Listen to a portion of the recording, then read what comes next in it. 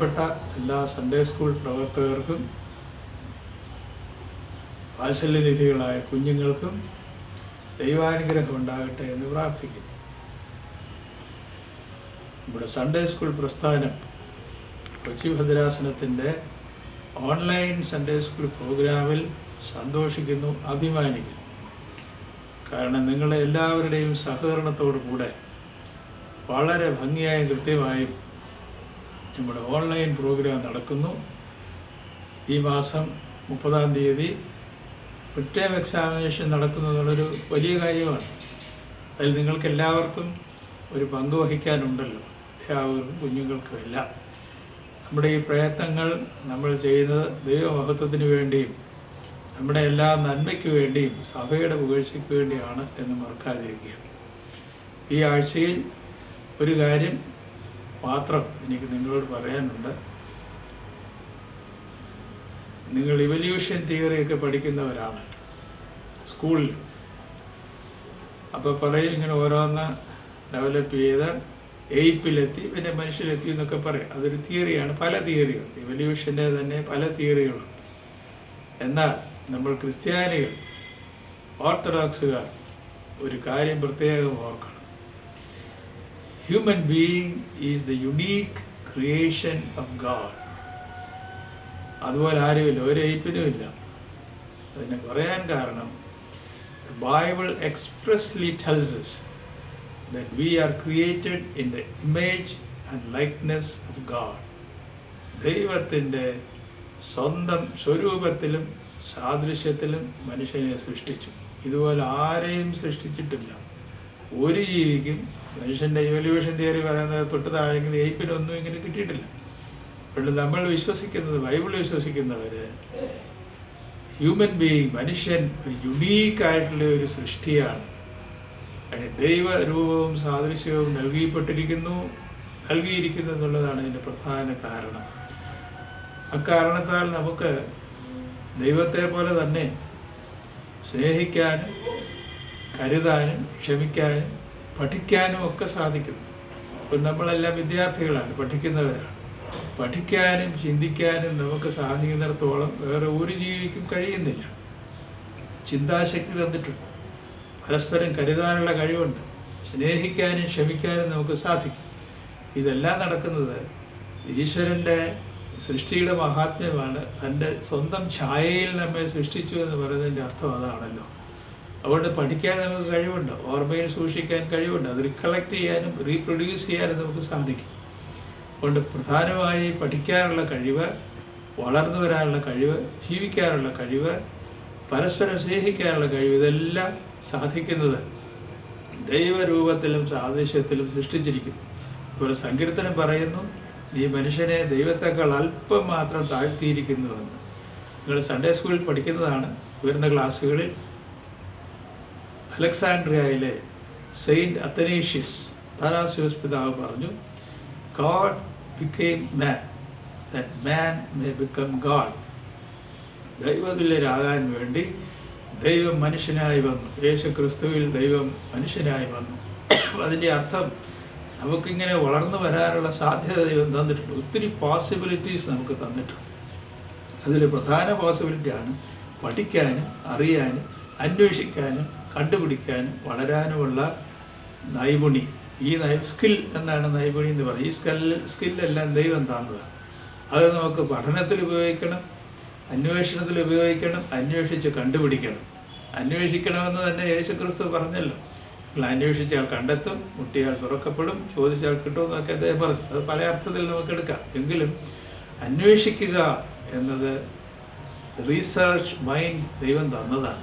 അന്വേഷിച്ച് കണ്ടുപിടിക്കുക, അനലൈസ് ചെയ്ത് പഠിക്കുക, ദൈവം തന്നിരിക്കുന്നതായ വിവേചനാബുദ്ധി ഉപയോഗിച്ച് കാര്യങ്ങളെ പഠിക്കുക. ഇതിനുള്ള വലിയ കഴിവ് നമുക്ക് തന്നിട്ടുണ്ട്. ഈ കഴിവ് നമ്മൾ ഉപയോഗിക്കണം, അധ്യാപകർ ഉപയോഗിക്കണം, വിദ്യാർത്ഥികൾ ഉപയോഗിക്കണം.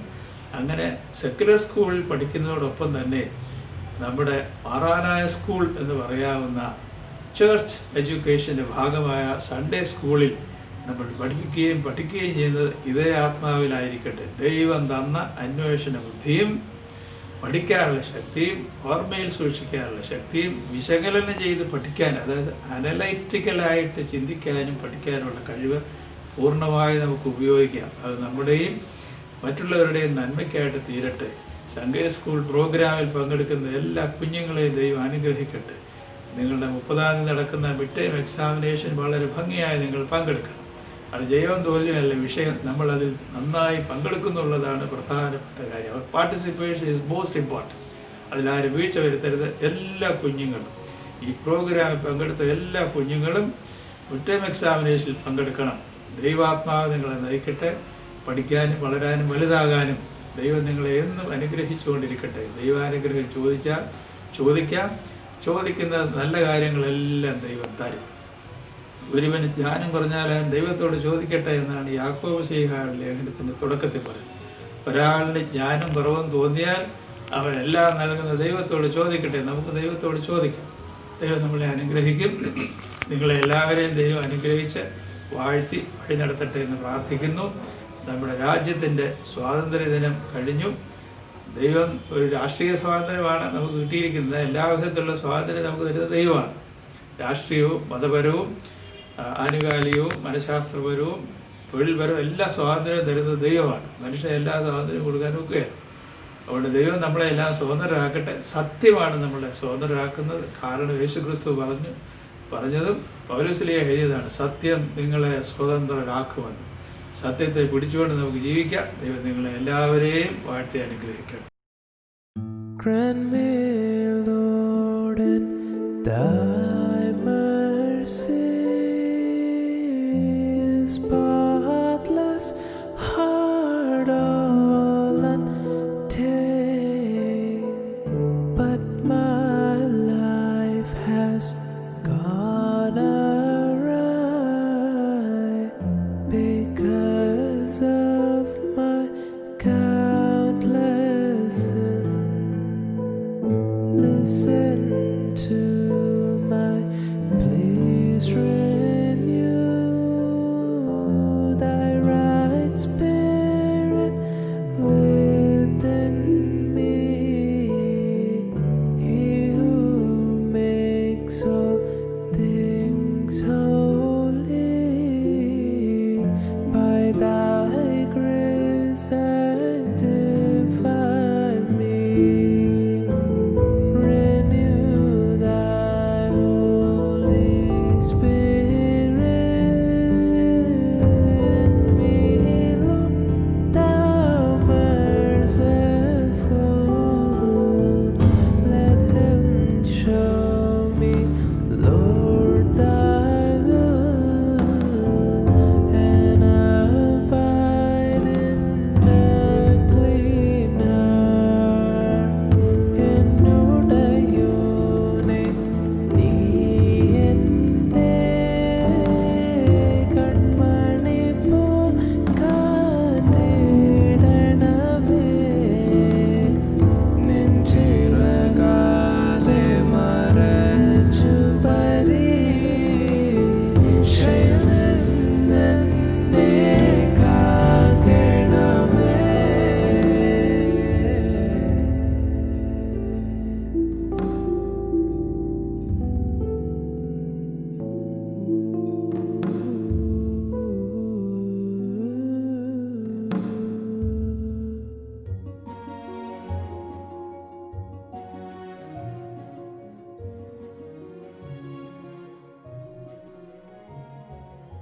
എന്നെ കേൾക്കുന്ന വന്യ വൈദിക ശ്രേഷ്ഠരെ, പ്രിയപ്പെട്ട സൺഡേ സ്കൂൾ അധ്യാപകരെ, മാതാപിതാക്കളെ, സ്നേഹം നിറഞ്ഞ കൊച്ചു കൂട്ടുകാരെ,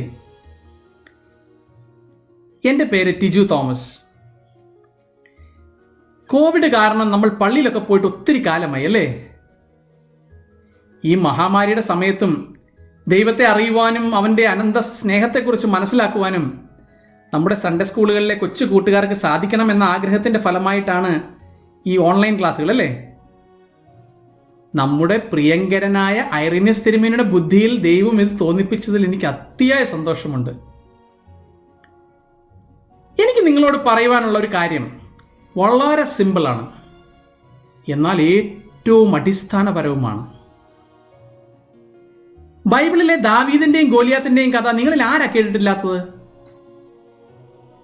മല്ലനായ ഗോലിയാത്തിനെ തൻ്റെ കവിണയിലെ ഒരു കല്ലുകൊണ്ട് എറിഞ്ഞു വീഴ്ത്തിയ ഇടയബാലനായ ദാവീദിന്റെ കഥ ഇല്ലേ? എന്തുകൊണ്ടാണ് വെറും ഒരു ബാലനായ ദാവീദിന് ഇത്രയും ഭീമനായ 3 മീറ്ററോളം പൊക്കമുണ്ടായിരുന്നു എന്നാണ് പറയപ്പെടുന്നത്? ആ മല്ലനായ ഗോലിയാത്തിനെ വെറും ഒരു കല്ലുകൊണ്ട് കൊല്ലാൻ സാധിച്ചതെന്ന് നിങ്ങൾ ചിന്തിച്ചിട്ടുണ്ടോ? അതവിടെ നിൽക്കട്ടെ. ഇസ്രായേലിന്റെ ആദ്യത്തെ രാജാവാരായിരുന്നു? ശരി, ശൗൽ. പിന്നെ എന്തിനാണ് ശൗലിന്റെ കാലത്ത് തന്നെ ദൈവം ദാവീദിനെ രാജാവായി അഭിഷേകം ചെയ്തത്? 1 ശമൂവേൽ 16 അധ്യായം 1 മുതൽ 13 വരെയുള്ള വാക്യങ്ങൾ വായിക്കുമ്പോൾ നമുക്കത് മനസ്സിലാകും. ശൗൽ രാജാവ് ദൈവകൽപ്പനകൾ അനുസരിക്കാതെ വന്നപ്പോഴാണ് ആ സ്ഥാനത്ത് മറ്റൊരാളെ രാജാവായി അഭിഷേകം ചെയ്യുവാൻ ദൈവം ശമൂവേലിനോട് കൽപ്പിച്ചത്. ഇസ്രായേലിന്റെ രാജാവായ ആളിരിക്കുന്നത് എനിക്ക് ഇഷ്ടമല്ല. ശൗലിന്റെ സ്ഥാനത്ത് രാജാവാകുവാൻ ബേത്ലഹേമിലെ ഇശായിയുടെ മക്കളിൽ ഒരാളെ ഞാൻ തിരഞ്ഞെടുത്തിരിക്കുന്നു. കുറച്ച് ഒലിവെണ്ണയും കൊണ്ട് അങ്ങോട്ട് പോയി അയാളെ രാജാവായി അഭിഷേകം ചെയ്യുക എന്നാണ് യഹോവയായ ദൈവം ശമൂവേലിനോട് കൽപ്പിക്കുന്നത്. ശമൂവേൽ കുറച്ച് ബുദ്ധിമുട്ടിയിട്ടാണെങ്കിലും ഒരു യാഗത്തിനാണെന്ന വ്യാജേന ബേത്ലഹേമിൽ പോവുകയും അവിടെ വെച്ച് ഇശായിയുടെ മക്കളെ വരുത്തുകയും അല്പം ഒലിവെണ്ണയെടുത്ത് ദാവീദിന്റെ തലയിൽ ഒഴിച്ച് അവനെ അനുഗ്രഹിക്കുകയും ചെയ്യുന്നുണ്ട്. ഇനിയുള്ള ഭാഗം ശ്രദ്ധിച്ച് കേൾക്കണം.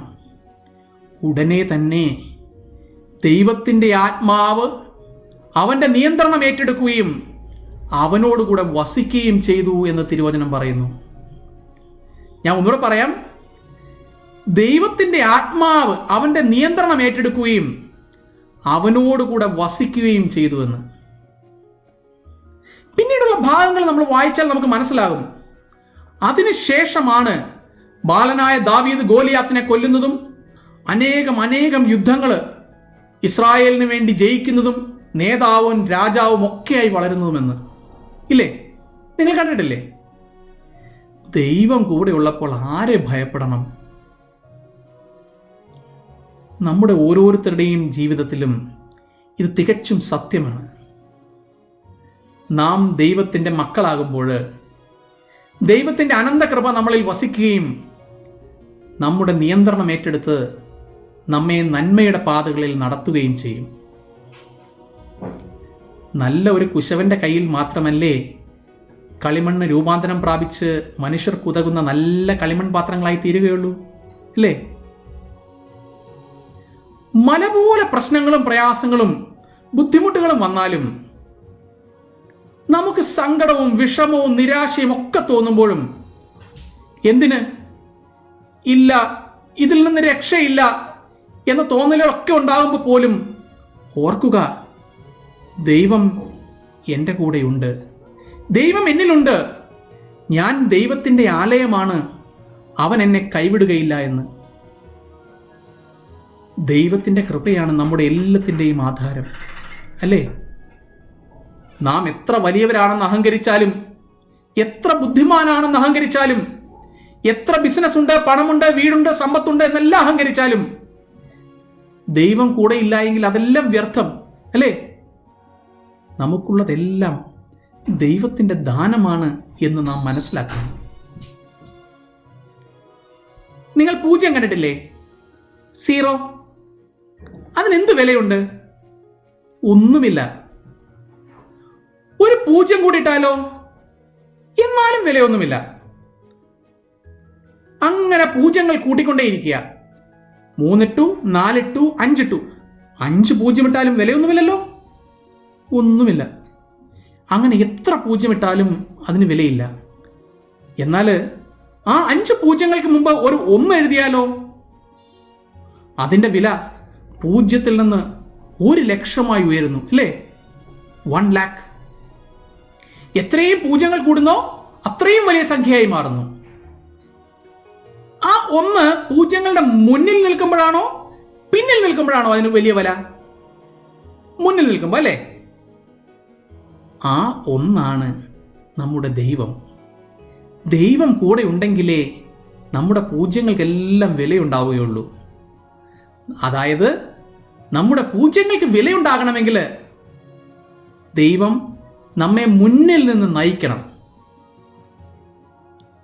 യഹോവ വീട് പണിയാതിരുന്നാൽ പണിയുന്നവർ വൃഥ അധ്വാനിക്കുന്നു. യഹോവ പട്ടണം കാക്കാതിരുന്നാൽ കാവൽക്കാരൻ വൃഥ ജാഗരിക്കുന്നു എന്ന് സങ്കീർത്തനക്കാരനും ബുദ്ധിമാനും നീതിമാനുമായ ശലോമോൻ പറയുന്നത് എത്രയോ അർത്ഥവത്താണ്. സിംഹക്കൂട്ടിലിറച്ച ദാനിയേലിനെ ഒരു പോറൽ പോലും ഏൽപ്പിക്കാതെ കാത്ത ദൈവം നിങ്ങളെ ഓരോരുത്തരെയും തൻ്റെ കണ്ണിലെ കൃഷ്ണമണി പോലെ കാത്തുകൊള്ളും. പ്രാർത്ഥിക്കുക. അതിലൂടെയാണ് നാം എല്ലാം ദൈവത്തോട് സംസാരിക്കുന്നത്. ദൈവം നമ്മുടെ കൂടെ ഉണ്ടെങ്കിൽ ഒന്നിനെയും പേടിക്കണ്ട. ദൈവം നമ്മുടെ കൂടെ ഉണ്ടെന്നും നമുക്ക് നല്ലതേ വരൂ എന്നും വരുന്നതെല്ലാം ദൈവം അറിഞ്ഞ് നല്ലതിനാണെന്നും ഉറപ്പിക്കുക.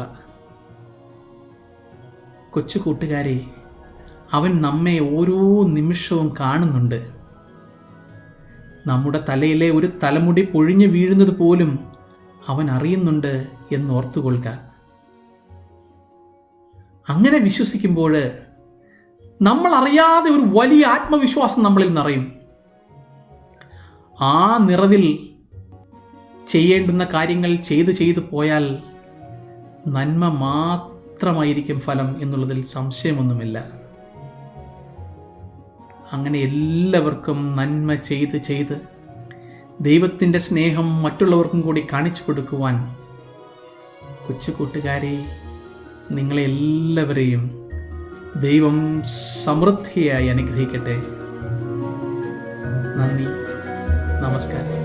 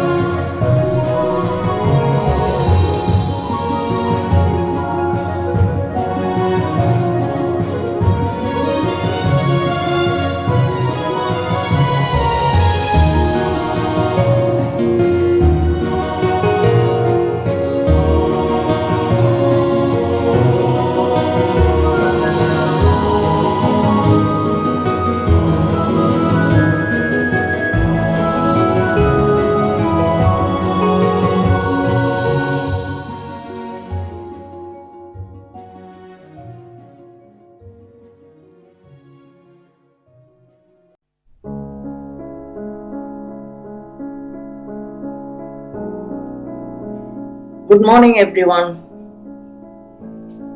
എല്ലാവരും സുഖമായിരിക്കുന്നല്ലോ അല്ലേ? നമ്മളിപ്പോൾ പഠിക്കുന്ന ക്ലാസ് 12th ആണല്ലേ? അപ്പൊ ഈ 12th പാസ്സായി കഴിയുമ്പോൾ നിങ്ങൾക്കൊരു വലിയൊരു ഡിപ്ലോമയാ കിട്ടുന്നല്ലേ? ആ ഡിപ്ലോമയുടെ പേരെന്തുവാ? ഡിപ്ലോമയുടെ പേരാണ് ഓർത്തഡോക്സ് വേദപ്രവീൺ ഡിപ്ലോമ. ഈ മറ്റുള്ള ക്ലാസ്സുകളെ ഉപേക്ഷിച്ച് ഈ ഡിപ്ലോമയ്ക്ക് എന്താണ് വ്യത്യാസം?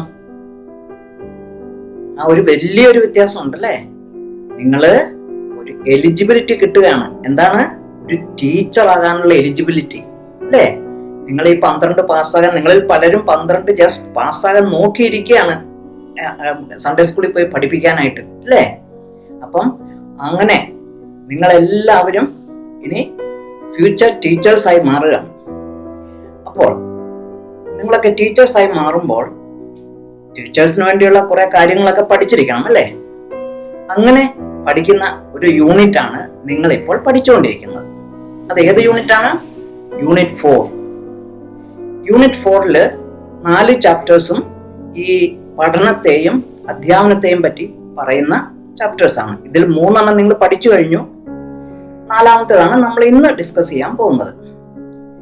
ഈ 4-ാമത്തെ ചാപ്റ്ററിലേക്ക് വരുന്നതിന് മുൻപ് നമുക്ക് കഴിഞ്ഞു പോയ 3 ചാപ്റ്റേഴ്സ് ഒന്ന് നോക്കിയാലോ. ആദ്യത്തെ ചാപ്റ്ററിലാണ് നമ്മൾ പഠിച്ചത് what is learning and what is teaching. പഠനവും അധ്യാപനവും എന്താണ്, അത് നിങ്ങൾ പഠിച്ചു. പഠനം എന്താണ്, അധ്യാപനം എന്താണ്, what is the psychology of learning. പിന്നെ പഠിച്ചു ഗോൾസ് ഓഫ് ടീച്ചിങ്. ഗോൾസ് എന്ന് പറഞ്ഞപ്പോഴാണ് ഓർത്ത് ഏതൊക്കെ ഗോൾസ് ആണ്, അല്ലെങ്കിൽ ലക്ഷ്യങ്ങൾ ഏതൊക്കെയാണ് നിങ്ങൾ പഠിച്ചു. Ultimate goal, long term goal and short term goals. ഇങ്ങനെ പല തരത്തിലുള്ള ഗോളുകളാണ് ഉള്ളത്. അതാണ് ലെസൺ ഫസ്റ്റിൽ നിങ്ങൾ പഠിച്ചത്. ഇനി സെക്കൻഡ് ലെസണിൽ നിങ്ങൾ പഠിച്ചത് the methods of teaching. Methods of teaching എന്ന് പറയുമ്പോൾ പലതരം മെത്തേഡ് ഉണ്ട് അല്ലേ? നിങ്ങൾക്ക് തന്നെ അറിയാം, നിങ്ങൾ എല്ലാവരും പഠിക്കുന്ന കുഞ്ഞുങ്ങളാണ്, പഠിപ്പിക്കാൻ പോകുന്നവരാണ്. അപ്പൊ നിങ്ങൾക്ക് എല്ലാവർക്കും അറിയാം പല മെത്തേഡ്സ് ഉണ്ട്. നിങ്ങൾക്കറിയാം, ജനറലി ഒരു ക്ലാസ് കഴിയുമ്പോൾ എല്ലാവരും ഒരു കമന്റ് പാസ്സാക്കും അല്ലെ ടീച്ചേഴ്സിനെ പറ്റി. ക്ലാസ് എങ്ങനെ ഉണ്ടായിരുന്നു? ചിലരൊക്കെ ചോദിക്കും ക്ലാസ് എങ്ങനെ ഉണ്ടായിരുന്നു. അപ്പൊ നിങ്ങൾ എന്താ പറയാറ്? നല്ല ക്ലാസ് ആയിരുന്നു അല്ലേ, എന്ത് നന്നായിട്ട് ടീച്ചർ പഠിപ്പിച്ചു, നല്ല ഇൻട്രസ്റ്റിംഗ് ക്ലാസ് ആയിരുന്നു. വേറെ ചിലർ പറയും എന്ത് ബോറിംഗ് ആയിരുന്നു, അല്ലെങ്കിൽ പറയും ഞാൻ ക്ലാസ്സിലിരുന്ന് ഉറങ്ങുമായിരുന്നു. ഇങ്ങനെ പല പല കമന്റ്സ് നമുക്ക് കിട്ടാറുണ്ട്. എന്തുകൊണ്ടാണ് ഇങ്ങനെ പല കമന്റ്സ് കിട്ടുന്നത്? അവിടെയാണ് ടീച്ചറിന്റെ ക്വാളിറ്റി അല്ലെങ്കിൽ ടീച്ചർ പഠിപ്പിക്കുന്ന മെത്തേഡ്സ് ചേഞ്ച് ആയിട്ടാണ് അങ്ങനെ പല പല കമന്റ്സ് വരുന്നത്. അപ്പം ഓരോ സ്റ്റുഡൻസിനും ഇഷ്ടപ്പെടുന്ന രീതിയിൽ ക്ലാസ് എടുക്കണം. അപ്പൊ പല മെത്തേഡ്സ് ഉണ്ട്, പല മെത്തേഡ്സ് ഉപയോഗിക്കണം. അപ്പൊ അതിൽ നിങ്ങൾ പഠിച്ചു കുറെ മെത്തേഡ്സ് ഉണ്ട് അല്ലേ? നിങ്ങളൊക്കെ പഠിച്ചല്ലോ. എന്തൊക്കെയാണ് മെത്തേഡ് എന്ന് പറഞ്ഞേ? ടീച്ചർ സെന്റേർഡ് ഉണ്ട്, ലേണർ സെന്റേർഡ് ഉണ്ട്. ടീച്ചർ സെന്റേർഡ് എന്ന് പറയുമ്പോൾ അത് ടീച്ചറിനെ കേന്ദ്രീകൃതമായിരിക്കുന്ന മെത്തേഡ്സ്. അപ്പൊ അവിടെ ടീച്ചറാണ് കൂടുതൽ ആക്റ്റീവ്. അതായത് ടീച്ചർ ഇങ്ങനെ പറഞ്ഞുകൊണ്ടിരിക്കും, നിങ്ങൾ വെറുതെ കേട്ടോണ്ടിരിക്കും. ടീച്ചർ പറയുന്നത് അപ്പൊ അവിടെ ഏതൊക്കെ മെത്തേഡ്സ് ആ ഉള്ളത്? There may be lecture method, പ്രസംഗം, അല്ലെങ്കിൽ നരേഷൻ, അല്ലെങ്കിൽ സ്റ്റോറി ടെല്ലിംഗ്. ഇങ്ങനെ പല പല മെത്തേഡ്സ് ടീച്ചേഴ്സിന് ഉപയോഗിക്കാം. ഇതൊക്കെ ചിലപ്പോ കുട്ടികൾ ഇങ്ങനെ ഇനാക്റ്റീവ് ആയിട്ടിരിക്കുമ്പോൾ അവർക്ക് ബോറിംഗ് ആയിട്ട് തോന്നാം. പക്ഷേ again it depends on the subject and the circumstances. പഠിപ്പിക്കുന്ന സബ്ജക്റ്റിനെയും ആ സാഹചര്യങ്ങളെ ഒക്കെ നോക്കിയിരിക്കെ ഏത് മെത്തേഡാണ് ഉപയോഗിക്കുന്നതെന്ന് ടീച്ചർ തിരഞ്ഞെടുക്കണം. ഓക്കെ. ഇനി ലേണർ സെന്റേർഡ് എന്ന് പറയുന്നത്, ലേണർ സെന്റേർഡ് എന്ന് പറയുമ്പോൾ സ്റ്റുഡന്റ് ആക്റ്റീവ് ആണ് അവിടെ, അല്ലെങ്കിൽ ലേണർ ആക്റ്റീവ് ആണ്. അപ്പൊ സ്റ്റുഡന്റ് ടീച്ചർ ആക്റ്റീവ് ആകുന്നതിന് പകരം teacher will be passive but the student will be more active. സ്റ്റുഡന്റിന് പാർട്ടിസിപ്പേറ്റ് ചെയ്യാൻ പല അവസരങ്ങൾ കിട്ടുന്നു. അപ്പൊ അങ്ങനെയുള്ള മെത്തേഡ്സ് ആണ് ഡ്രാമറ്റൈസേഷൻ, അല്ലെങ്കിൽ question answer method. Teacher question ചോദിക്കുന്നു, സ്റ്റുഡന്റ് ആൻസർ കൊടുക്കുന്നു. അപ്പൊ അവിടെ സ്റ്റുഡന്റിന്റെ പാർട്ടിസിപ്പേഷൻ ഉണ്ട്. അതല്ല എങ്കിൽ പ്രോബ്ലം സോൾവിങ്, അല്ലെങ്കിൽ പ്രോജക്റ്റ് മെത്തേഡ്. ഇങ്ങനെ പല മെത്തേഡ്സ് ഉണ്ട് where the student can participate. അപ്പൊ അങ്ങനെയൊക്കെയുള്ള മെത്തേഡ്സ് ഉപയോഗിക്കുമ്പോൾ students will be more interested. സ്റ്റുഡൻസിന് കൂടുതലും ഇൻട്രസ്റ്റ് തോന്നും. അപ്പം അവർക്ക് ബോറടിക്കത്തില്ല അല്ലേ? ഒബ്സർവേഷൻ മെത്തേഡ് ഉണ്ട്. നമ്മൾ സ്റ്റുഡൻസിന് പറയാം, നിങ്ങൾ അത് പോയി ഒന്ന് നോക്കി കണ്ട് നിങ്ങൾ അതൊക്കെ എഴുതിക്കൊണ്ട് പോവാ, നിങ്ങൾ അവിടെ എന്തോ കാണുന്നത്, അതിന്റെ പാർട്സ് എന്തോ അല്ലെങ്കിൽ അങ്ങനെയൊക്കെ പറയുന്നു അല്ലേ? അപ്പം അങ്ങനെയുള്ള കാര്യങ്ങളൊക്കെ സ്റ്റുഡൻസിന് മോർ ഇൻട്രസ്റ്റിംഗ് ആയിരിക്കും. അപ്പൊ അങ്ങനെ പല മെത്തേഡ്സിന് സൺഡേ സ്കൂളിൽ ഉപയോഗിക്കാവുന്ന മെത്തേഡ് ഏതാണ്? കാരണം നിങ്ങൾ സൺഡേ സ്കൂൾ ടീച്ചേഴ്സ് ആയിട്ടാണ് ഇറങ്ങാൻ പോകുന്നത് അല്ലേ? അപ്പം സൺഡേ സ്കൂളിൽ ഉപയോഗിക്കുന്ന മെത്തേഡ് ഏതാണ്? ഏതെങ്കിലും പർട്ടിക്കുലർ മെത്തേഡ് ഉണ്ടോ? ഇല്ല. നമുക്ക് എല്ലാ മെത്തേഡ്സും ഉപയോഗിക്കണം. അപ്പോൾ the approach is multi method approach. Okay, അതായത് പല മെത്തേഡ്സും നമുക്ക് ഉപയോഗിക്കാം. ആ പല മെത്തേഡ്സ് എന്ന് പറയുമ്പോൾ ഈ പറഞ്ഞ മെത്തേഡ്സുകളൊക്കെ എല്ലാം കൂട്ടിക്കലർത്തി, അതായത് ഓരോ സബ്ജക്റ്റിനെയും ഓരോ അവസരങ്ങളെയും നോക്കി ടീച്ചർ നേരത്തെ തീരുമാനിക്കും ഏത് മെത്തേഡാണ് ഞാൻ ഉപയോഗിക്കേണ്ടതെന്ന്. അങ്ങനെ ഉപയോഗിച്ച് ടീച്ചർ ക്ലാസ് എടുക്കും. അപ്പം അങ്ങനെ നിങ്ങൾ ഒരു 8 മെത്തേഡ്സ് നിങ്ങൾ പഠിച്ചിട്ടുണ്ട് ഓൾറെഡി അല്ലേ? അതാണ് സെക്കൻഡ് ചാപ്റ്ററിൽ പഠിച്ചത്. ഇനി നമുക്ക് 3ാമത്തെ ചാപ്റ്ററിലേക്ക് കിടക്കാം. 3ാമത്തെ ചാപ്റ്ററിൽ പറയുന്നത് ലേണിംഗ് എയ്ഡ്സിനെ പറ്റിയാണ്. ഈ ലേണിംഗ് എയ്ഡ്സ് എന്ന് പറയുന്നത് എന്തുവാ? നമ്മൾ ക്ലാസ് എടുക്കുമ്പോൾ നമ്മൾ കുറെ മെറ്റീരിയൽസ്, സപ്പോർട്ടിംഗ് മെറ്റീരിയൽസ് നമ്മൾ ഉപയോഗിക്കുന്നു. ആ സപ്പോർട്ടിംഗ് മെറ്റീരിയൽസ് എന്തിനാണ് നമ്മൾ ഉപയോഗിക്കുന്നത്? ഒന്നുകിൽ ആ ക്ലാസ് ഈസി ആയിട്ട് പിള്ളേർക്ക് മനസ്സിലാക്കാൻ വേണ്ടിയിട്ട്, അല്ല എങ്കിൽ പിള്ളേർക്ക് മോർ ഇൻട്രസ്റ്റിംഗ് ആക്കാൻ വേണ്ടി, സബ്ജക്റ്റ് കൂടുതൽ ഇൻട്രസ്റ്റിംഗ് ആക്കാൻ വേണ്ടിയിട്ട്. ഇങ്ങനെ അതായത് ടീച്ചിങ്ങിനെ അസിസ്റ്റ് ചെയ്യുന്ന സർട്ടൺ മെറ്റീരിയൽസ് നമ്മൾ യൂസ് ചെയ്യുന്നു. അപ്പൊ അതിനെയാണ് ലേണിംഗ് എയ്ഡ്സ് എന്ന് പറയുന്നത്. അത് എന്തൊക്കെയാണെന്ന് നിങ്ങൾ പഠിച്ചു അല്ലേ? അങ്ങനെ പലതരം ലേണിംഗ് എയ്ഡ്സ് ഉണ്ട്. ലൈക്ക് ചാർട്ട്സ്, പിന്നെ ബോർഡ്സിൽ തന്നെ ബ്ലാക്ക് ബോർഡ് ഉണ്ട്, വൈറ്റ് ബോർഡ് ഉണ്ട്, ബുള്ളറ്റിൻ ബോർഡ് ഉണ്ട്. പിന്നെ ഉള്ളത് audio visual material like computer, laptops അല്ലെങ്കിൽ പ്രൊജക്ടർ. അങ്ങനെ പലതരം ലേണിംഗ് എയ്ഡ്സ് നമുക്ക് ഉപയോഗിക്കാം. ലേണിംഗ് എയ്ഡ്സ് ഉപയോഗിക്കുമ്പോൾ നമ്മൾ വളരെ കെയർഫുൾ ആയിരിക്കണം. അതായത് ഓരോ സബ്ജക്ട് മാറ്ററിനും ഓരോ കുട്ടികളുടെ ലെവൽ അനുസരിച്ച്, ഇൻട്രസ്റ്റ് അനുസരിച്ച് നമ്മൾ ലേണിംഗ് എയ്ഡ്സ് യൂസ് ചെയ്യണം. അപ്പോൾ അത് തന്നെയല്ല, നമ്മൾ ഹാൻഡിൽ ചെയ്യാനും ടീച്ചേഴ്സ് അറിഞ്ഞിരിക്കണം. ലൈക്ക് ഇപ്പോഴത്തെ സ്മാർട്ട് ക്ലാസിന്റെ കാലമല്ലേ ഇപ്പം, അതൊക്കെ സ്മാർട്ട് ക്ലാസ് ഉപയോഗിക്കണം, അത് അറിഞ്ഞിരിക്കണം എങ്ങനെ ഹാൻഡിൽ ചെയ്യുന്നത് അല്ലേ? അപ്പൊ അതൊക്കെ നമ്മൾ, നിങ്ങളുടെ ജനറേഷൻ എല്ലാം അറിയാം, എന്നാലും നമ്മുടെ പഴയ ടീച്ചേഴ്സിനൊക്കെ അതൊക്കെ കുറച്ച് ബുദ്ധിമുട്ടാണ്. അതുകൊണ്ട്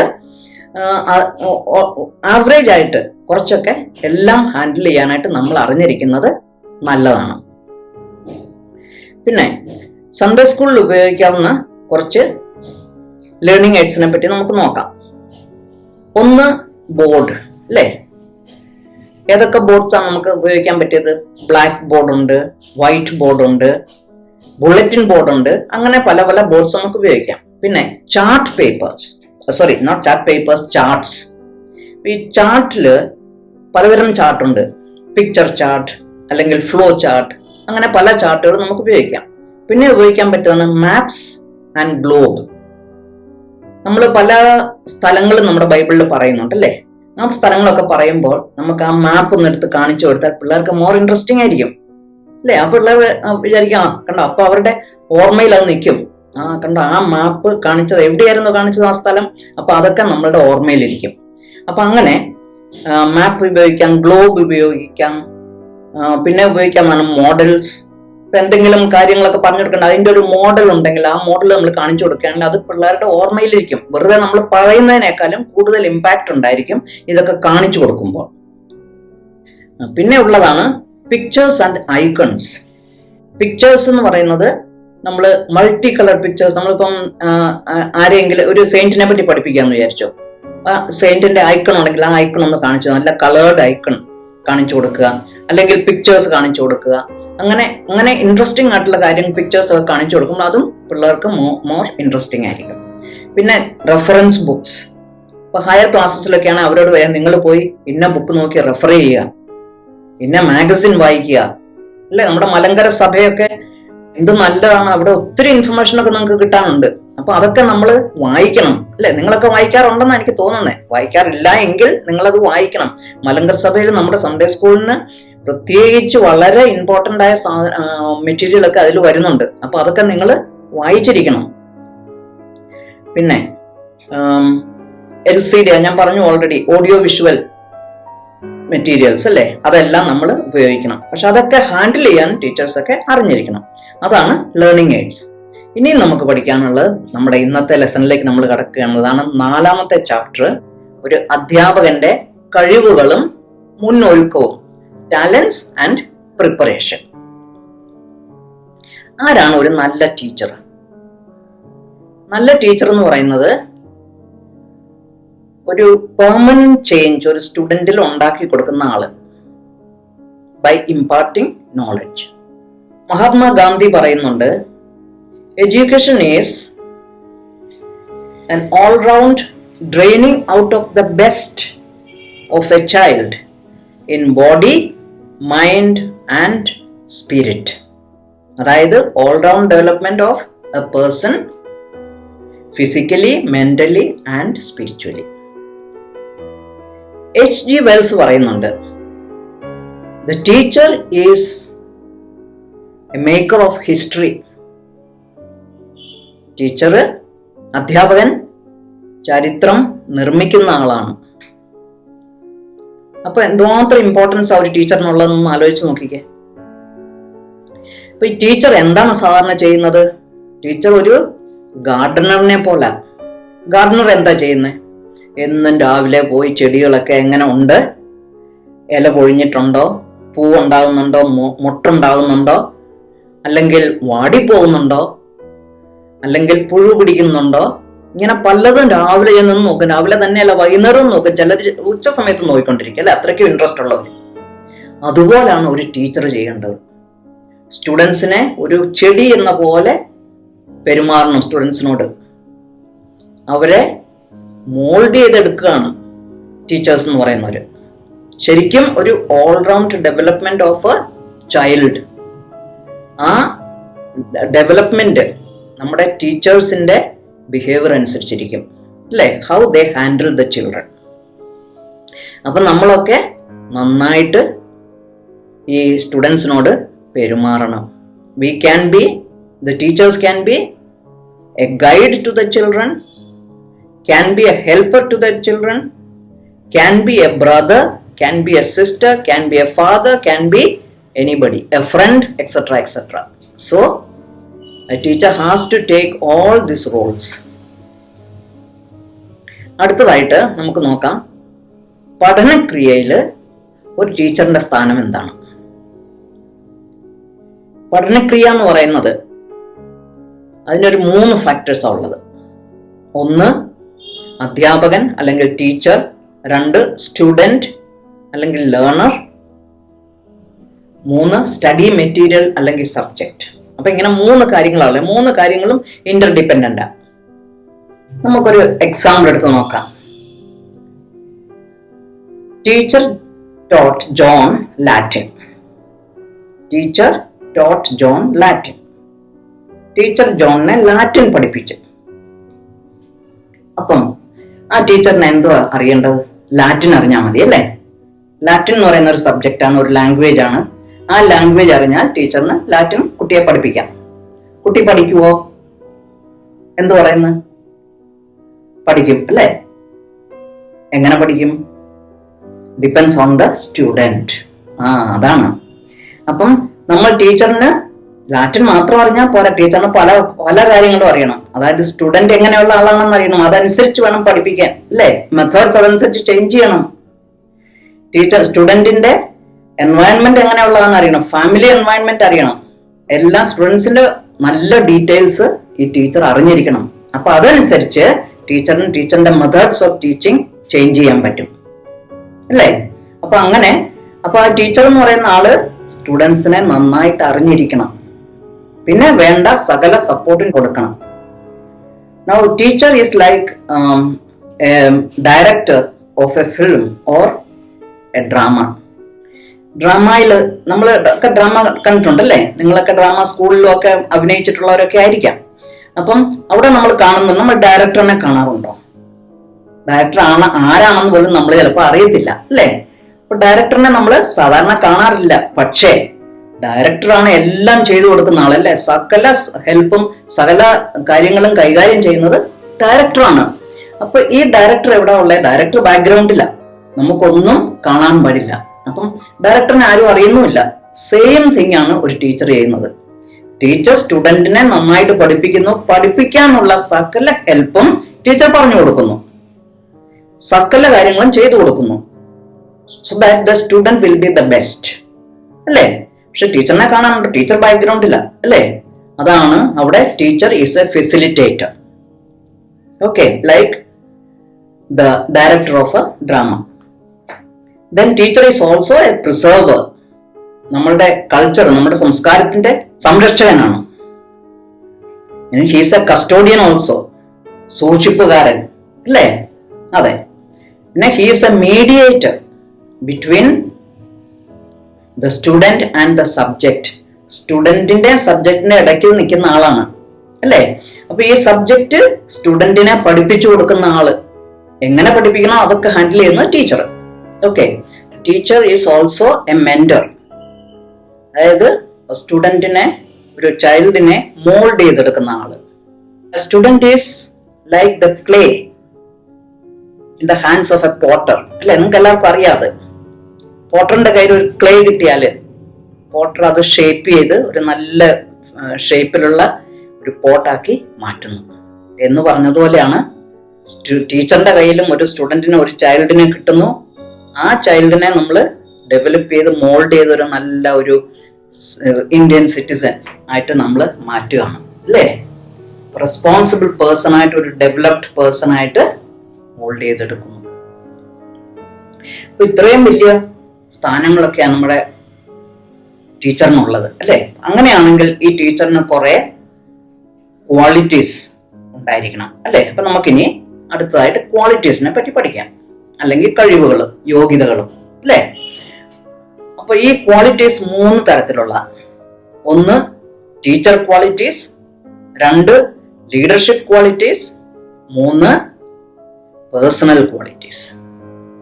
ടീച്ചർ ക്വാളിറ്റീസ് എന്ന് പറഞ്ഞാൽ എന്തുവാ? ടീച്ചിങ്ങിന് വേണ്ടിയിട്ടുള്ള ക്വാളിറ്റീസ്. അതായത് ടീച്ചറായിട്ട് എന്തെല്ലാം ക്വാളിറ്റീസ് ആവശ്യമാണ്, എന്തെല്ലാം ടാലൻസ് ആവശ്യമാണ്. ഞാൻ പറഞ്ഞു നേരത്തെ സ്കിൽസിന്റെ കാര്യം പറഞ്ഞു അല്ലേ? ആ സ്കിൽസ് എല്ലാം ഈ ടീച്ചറിന് ഉണ്ടായിരിക്കണം. അപ്പോൾ സ്കിൽസ് ലൈക്ക്, ഞാൻ ഒന്നുകൂടെ പറയാം ഏതൊക്കെ സ്കിൽസ് ആണ്. നമ്മൾ കുറച്ച് സ്കിൽസ് പറയാം. 1 communication skill, 2 listening skill, problem solving skill, empathising skill, evaluating skill, ഇങ്ങനെ കുറേ സ്കിൽസ്. അപ്പൊ അതൊക്കെ ഉണ്ടെങ്കിൽ വളരെ നല്ലതാണ്. പിന്നെ ടീച്ചർ ചുമ്മാതെ ഇങ്ങനെ ഒന്നുകൊണ്ട് പറഞ്ഞുകൊണ്ടിരുന്ന പിള്ളേർക്ക് ഇൻട്രസ്റ്റ് ആവുമോ? They will get board. അപ്പൊ അങ്ങോട്ടും നോക്കിയിരുന്ന് പറഞ്ഞാല് ഞാൻ ഇങ്ങനെ പറഞ്ഞുകൊണ്ടിരിക്കുക, നിങ്ങൾക്ക് വല്ലതും തോന്നാം. നിങ്ങൾ ചിലപ്പോൾ അങ്ങോട്ടും നോക്കിയിരുന്നുകൊണ്ട് നിങ്ങൾ അവിടെ വേറെ വല്ലതും കളിച്ചുകൊണ്ടിരിക്കുമായിരിക്കും സ്റ്റുഡൻസ് അല്ലേ എന്ന് പറഞ്ഞ പോലെ ഉള്ളൂ. അപ്പൊ teacher should have eye contact with the students. Teacher should be able to see each and every student in the class. Modulation of voice should be there. വെറുതെ ഇങ്ങനെ പറഞ്ഞിരുന്നു പോയാൽ ശരിയാകത്തില്ല. പിന്നെ body language is very important. How you handle the class. Okay. അപ്പൊ ഇങ്ങനെ പല പല കാര്യങ്ങളുണ്ട് ടീച്ചർ ഷുഡ് ഹാവ്. അടുത്തതാണ് leadership qualities. Leadership qualities on teacher should be a leader. അല്ലേ? Should be able to organize things, able to collaborate with all the students, maybe along with the other co-workers also. അതായത് teacher എന്ന് പറയുമ്പോൾ teacher ഒരാളല്ല ആ ഇൻസ്റ്റിറ്റ്യൂഷനിലുള്ളത് അല്ലേ? പല teachers ഉണ്ട്. അവരുമായിട്ട് നല്ല യൂണിറ്റി ഉണ്ടായിരിക്കണം, സ്റ്റുഡൻസുമായിട്ടുണ്ടായിരിക്കണം, സ്റ്റുഡൻസ് ടീച്ചറുമായിട്ട് നല്ല സ്നേഹബന്ധത്തിലായിരിക്കണം അല്ലേ? Not to be too strict and not to be too lenient. അതാണ് എ ടീച്ചർ, പ്രോപ്പർ ടീച്ചർ. കൂടുതൽ ലീനിയന്റും ആകരുത്, കൂടുതൽ സ്ട്രിക്റ്റും ആകരുത്, പക്ഷെ നല്ല ഡിസിപ്ലിനും ഉണ്ടായിരിക്കണം. അതാണ് ഒരു നല്ല ടീച്ചർ. അപ്പൊ അങ്ങനെ ഓർഗനൈസ് ചെയ്യാനുള്ള കഴിവുകളൊക്കെ ഉണ്ടായിരിക്കണം. ഇനി മൂന്നാമത്തതാണ് പേഴ്സണൽ ക്വാളിറ്റീസ്. അതായത് as a person a teacher should have certain qualities like patience. കുസൃതികളായ പിള്ളേരുണ്ട്, അല്ലാത്ത പിള്ളേരുണ്ട്. ഈ പിള്ളേരെല്ലാം ഹാൻഡിൽ ചെയ്യണമെങ്കിൽ ഇച്ചിരി പേഷ്യൻസ് വേണം അല്ലേ? പിന്നെ ചില സ്റ്റുഡൻസ് ഉണ്ട്, പിന്നെ ക്വസ്റ്റ്യൻസ് പിന്നെയും ചോദിച്ചുകൊണ്ടിരിക്കും. അപ്പൊ ആ ക്വസ്റ്റ്യൻസ് വീണ്ടും ആ സ്റ്റുഡന്റിന് മനസ്സിലാകുന്നോടും വരെ ടീച്ചർ പറഞ്ഞു കൊടുക്കണം. അപ്പം അതിന് പേഷ്യൻസ് വേണം. അല്ലെങ്കിൽ ഒരു ക്വസ്റ്റ്യൻ 2 പ്രാവശ്യം ചോദിച്ചാൽ ടീച്ചേഴ്സിന് ദേഷ്യം വരും അല്ലേ? അങ്ങനെ ദേഷ്യപ്പെടാൻ പാടില്ല. ദേഷ്യപ്പെട്ടാൽ ഞാൻ ടീച്ചർ പിന്നെ ആ സ്റ്റുഡന്റ് പിന്നെ ക്വസ്റ്റ്യൻ ചോദിക്കില്ല. അപ്പൊ അത് ഒരിക്കലും പാടില്ല. നമ്മൾ ദേഷ്യപ്പെടാൻ പാടില്ല. പക്ഷെ വല്ല തെറ്റുകളൊക്കെ കാണിച്ചാൽ ദേഷ്യപ്പെടണം കേട്ടോ. ദേഷ്യപ്പെടരുതെന്നല്ല ഞാൻ പറഞ്ഞത്. ഇങ്ങനെ ക്വസ്റ്റ്യൻ ചോദിക്കുമ്പോൾ, ഡൗട്ട് ചോദിക്കുമ്പോൾ ടീച്ചർ ദേഷ്യപ്പെടാൻ പാടില്ല. അപ്പം എത്ര പ്രാവശ്യം ഡൗട്ട് ചോദിച്ചാലും അത് ജെന്യുവൻ ഡൗട്ട് ആണെങ്കിൽ ടീച്ചർ ഷുഡ് എക്സ്പ്ലെയിൻ. അതിന് ക്ഷമ വേണം, പിന്നെ വിനയം വേണം, സൗമ്യത വേണം, അല്ലേ? ഇതൊക്കെ ഒരു ടീച്ചറിന് വേണ്ട ക്വാളിറ്റീസാണ്. ഒരു ടീച്ചർ എന്ന് പറയുന്നത് ഇങ്ങനെ ദേഷ്യപ്പെട്ട് എപ്പോഴും ഇരിക്കാൻ പാടില്ല, അല്ലേ? അല്ലെങ്കിൽ ഒരു സ്മൈലിംഗ് ഫേസ് ഉണ്ടായിരിക്കണം. സ്മൈലിംഗ് ഫേസ് ഉണ്ടെങ്കിൽ തന്നെ ഒരു പ്ലീസിങ് പേഴ്സണാലിറ്റി, അല്ലേ? സ്റ്റുഡൻസിന് നല്ല ഒരു എന്താ പറയുന്ന ഒരു ശ്രദ്ധിക്കാനായിട്ട് കൂടുതൽ ഇൻട്രസ്റ്റ് തോന്നും. ഇടയ്ക്ക് നല്ല നല്ല തിയറിറ്റിക്കൽ സബ്ജക്റ്റ് ഒക്കെ ആണെങ്കിൽ ഇടയ്ക്കിടയ്ക്ക് ഓരോ ജോക്ക് കൊടുക്കുക. അപ്പോൾ ഒരു പിള്ളേരൊന്ന് ആക്റ്റീവ് ആകും. അപ്പം അങ്ങനെയൊക്കെ ഉള്ള മെത്തേഡ്സ് ഒക്കെ ഇടയ്ക്ക് ടീച്ചേഴ്സിന് ഉപയോഗിക്കാം. അതൊക്കെ പേഴ്സണൽ ക്വാളിറ്റീസിൽ പെട്ടതാണ്. പിന്നെ സെൽഫ് ഡിസിപ്ലിൻ ഉണ്ടായിരിക്കണം, അല്ലേ? ഒരു ക്ലാസ്സിൽ ഒരു ഡിസിപ്ലിൻ ഒക്കെ മെയിൻറ്റെയിൻ ചെയ്യാനുള്ള കഴിവുണ്ടായിരിക്കും. പിന്നെ ക്രിയേറ്റിവിറ്റി, അല്ലേ? ഇതെല്ലാം ഒരു ടീച്ചറിന് വേണ്ട കാര്യങ്ങളാണ്. ഇനി നമുക്ക് അടുത്ത് നോക്കാം.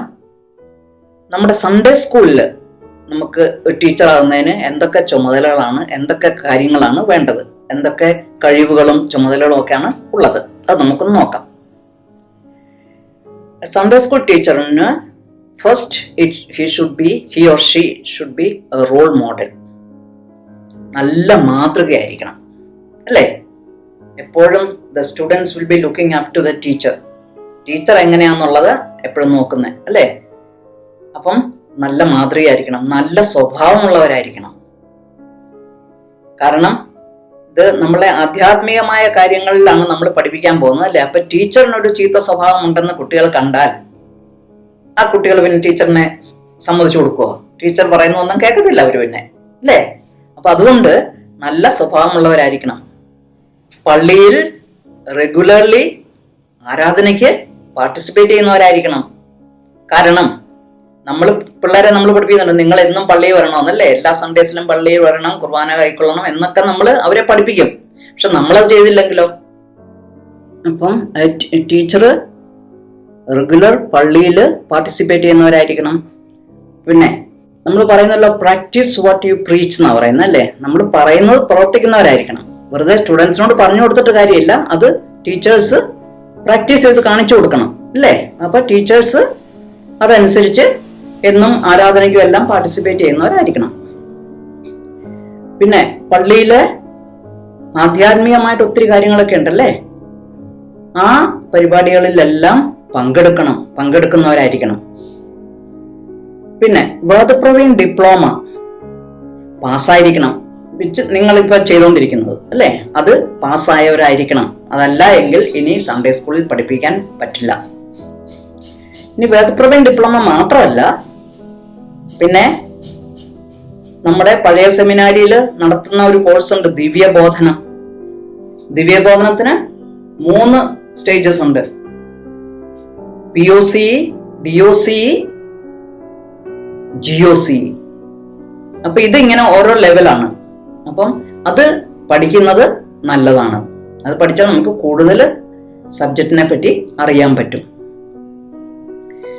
പിന്നെ ഇത് കൂടാതെ നമ്മൾ സൺഡേ സ്കൂളിൽ നമ്മൾ പിക്നിക്കിനും സ്റ്റഡി ടൂറിനും ഒക്കെ പോകാറുണ്ടല്ലേ, അതിലൊക്കെ ഹെഡ് മാസ്റ്റേഴ്സിനെ സഹായിക്കുക.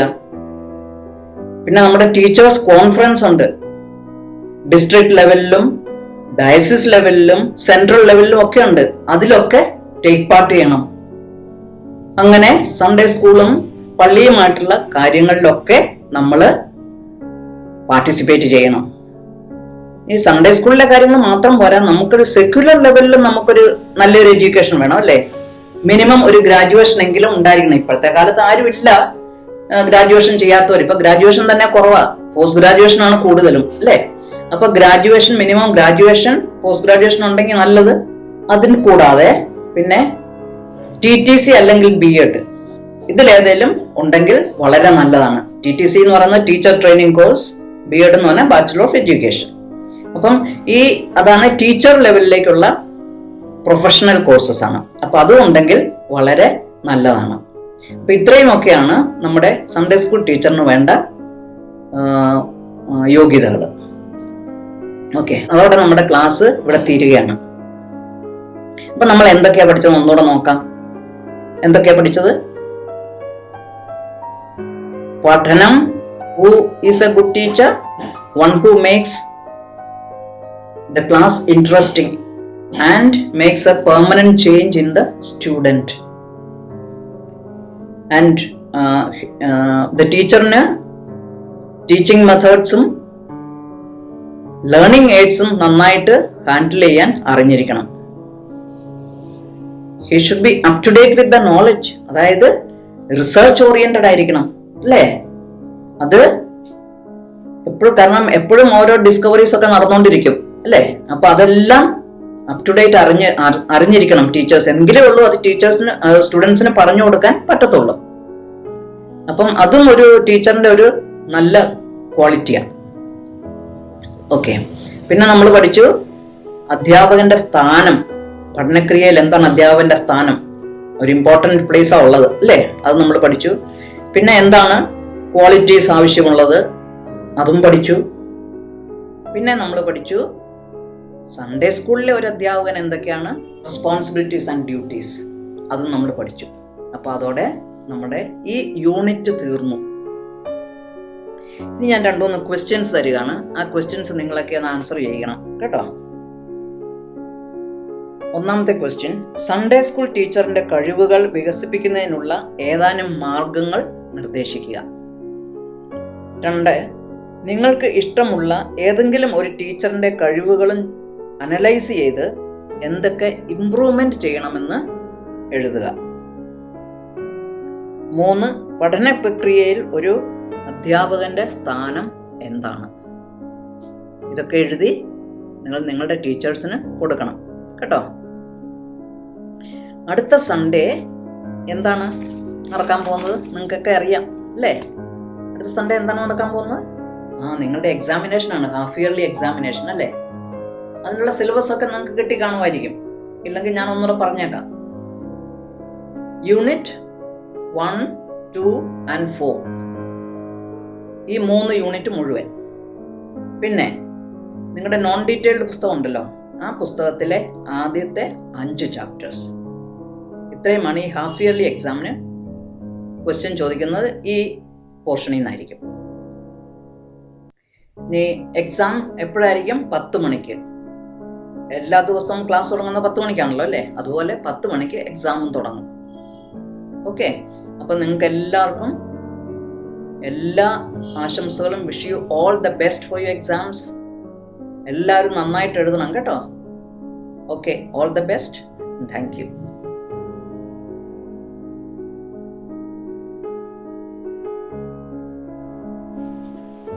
Good morning. എല്ലാവരും എന്ത് പറയുന്നു? സുഖമായിട്ടിരിക്കണമെന്ന് വിചാരിക്കുകയാണ്.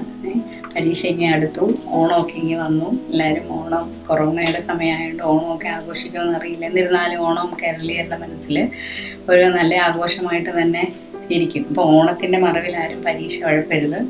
എല്ലാവരും അറിഞ്ഞു കാണുമല്ലോ അല്ലേ? അടുത്ത ഞായറാഴ്ച നമ്മൾ പരീക്ഷ നടത്താൻ, ഹാഫ് ഇയർ എക്സാം നടത്താനായിട്ട് ഒരുങ്ങുന്നുണ്ട്. അതിൻ്റെ പോർഷൻസൊക്കെ എല്ലാ ടീച്ചേഴ്സും ഓൾറെഡി തന്നു കഴിഞ്ഞു. ഇനി ആരെങ്കിലും വിട്ടു പോയിട്ടുണ്ടെങ്കിൽ നമ്മൾ 12ാം ക്ലാസ്സിൽ ഏതൊക്കെ പോർഷൻസാണ് പരീക്ഷയ്ക്ക് വേണ്ടി എന്നുള്ളത് ഒന്നുകൂടെ പറയുവാണ്, ഓർമ്മിപ്പിക്കാൻ വേണ്ടി. എല്ലാവരും എല്ലാം പഠിച്ചു കാണും. പിന്നെ നമ്മുടെ ആദ്യത്തെ പുസ്തകത്തിലെ 1, 2, 4 ചാപ്റ്റേഴ്സ്, യൂണിറ്റുകൾ 1, 2, 4 യൂണിറ്റിലെ എല്ലാ ചാപ്റ്റേഴ്സും. ഇനി നോൺ ഡീറ്റെയിലിൻ്റേത് 1 മുതൽ 5 വരെയുള്ള ചാപ്റ്റേഴ്സുമാണ് ഈ എക്സാമിന് വേണ്ടി നമ്മൾ ഒരുങ്ങേണ്ടത്. അപ്പോൾ ചുമ്മാ എല്ലാവരും ഒന്ന് ശ്രമിക്കണം. ഓൺലൈനാണ് പരീക്ഷ, ക്വസ്റ്റ്യനും എല്ലാം കിട്ടുന്നുണ്ട് എന്ന് വിചാരിച്ച് ഉഴപ്പരുതാരും. എല്ലാവരും നന്നായിട്ട് പഠിച്ച് പരീക്ഷയൊക്കെ എഴുതി മിടുക്കരാവണമെന്ന് വിചാരിക്കുകയാണ്. കഴിഞ്ഞ ആഴ്ച നമ്മൾ 3 ചോദ്യം ചോദിച്ചായിരുന്നല്ലേ? പട്ടത്വം അല്ലെങ്കിൽ അത് എളുപ്പം തന്നെ അങ്ങ് പറഞ്ഞോട്ടെ. ആ ചോദ്യം അതിൻ്റെ ഉത്തരവായിട്ട് കേട്ടോ.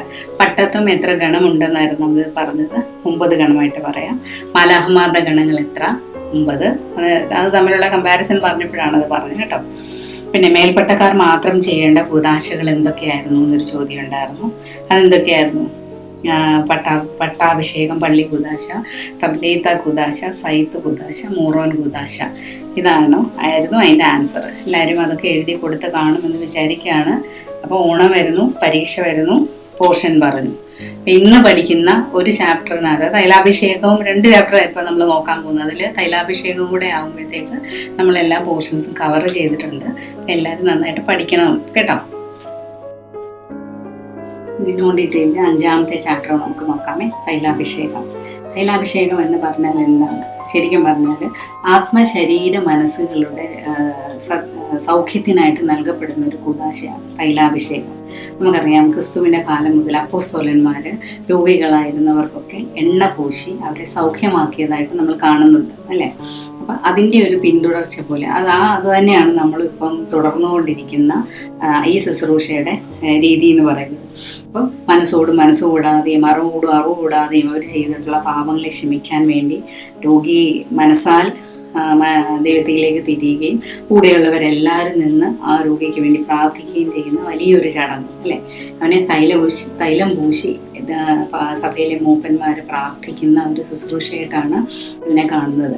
ഇതിനകത്ത് ഇപ്പോൾ വേദപുസ്തക അടിസ്ഥാനം എന്ന് പറയുന്നത് പറഞ്ഞു, അപ്പോസ്തലന്മാരെല്ലാം തന്നെ ഇത് ചെയ്തതായിട്ട് നമ്മൾ കാണുന്നുണ്ട്.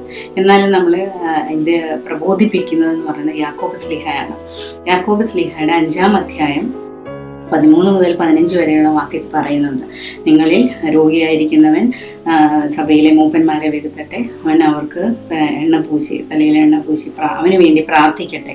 അപ്പം കശീശ അല്ലെ മൂപ്പൻ എന്ന് പറയുന്ന ആൾക്കുള്ള ഒരു പ്രത്യേക വരം അല്ലെ ഒരു റൈറ്റാണ് അല്ലേ. അവന് വേണ്ടി എണ്ണ പൂശി പ്രാർത്ഥിക്കുക, അവന് രോഗസൗഖ്യം കൊടുക്കുക, പാപമോചനം കൊടുക്കുക. ഇതൊക്കെ അവനിൽ നിക്ഷിപ്തമായ അധികാര ഇതിനായിട്ടുള്ളതാണ് നമ്മളെ പഠിപ്പിക്കുന്നത്.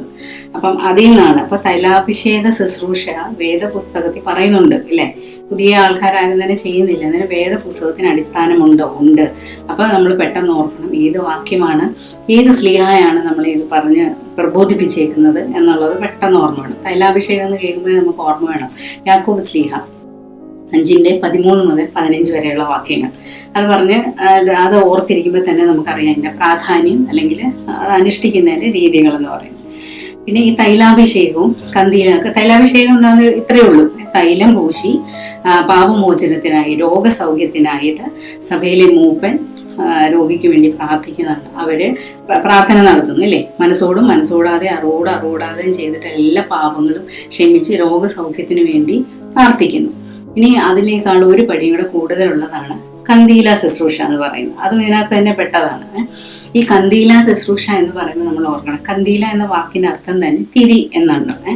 അപ്പോൾ ആ ശുശ്രൂഷയ്ക്ക് എന്താണ് പ്രത്യേകത, എന്തൊക്കെയാണ് ചെയ്യുന്നത് എന്നുള്ളതാണ് നമ്മൾ നോക്കുന്നത്. അപ്പോൾ കന്ദീല ശുശ്രൂഷ തിരി എന്ന് കേൾക്കുമ്പോഴേ നമുക്ക് അറിയാലല്ലേ. അപ്പം തിരിയൊക്കെ കത്തിച്ച് വെച്ച് പ്രാർത്ഥിക്കുന്നതുകൊണ്ടാണെന്നാണ് പ്രത്യേക രീതിയിൽ തയ്യാറാക്കിയ. അപ്പം അതിനൊരു പ്രത്യേക ക്രമമുണ്ട്.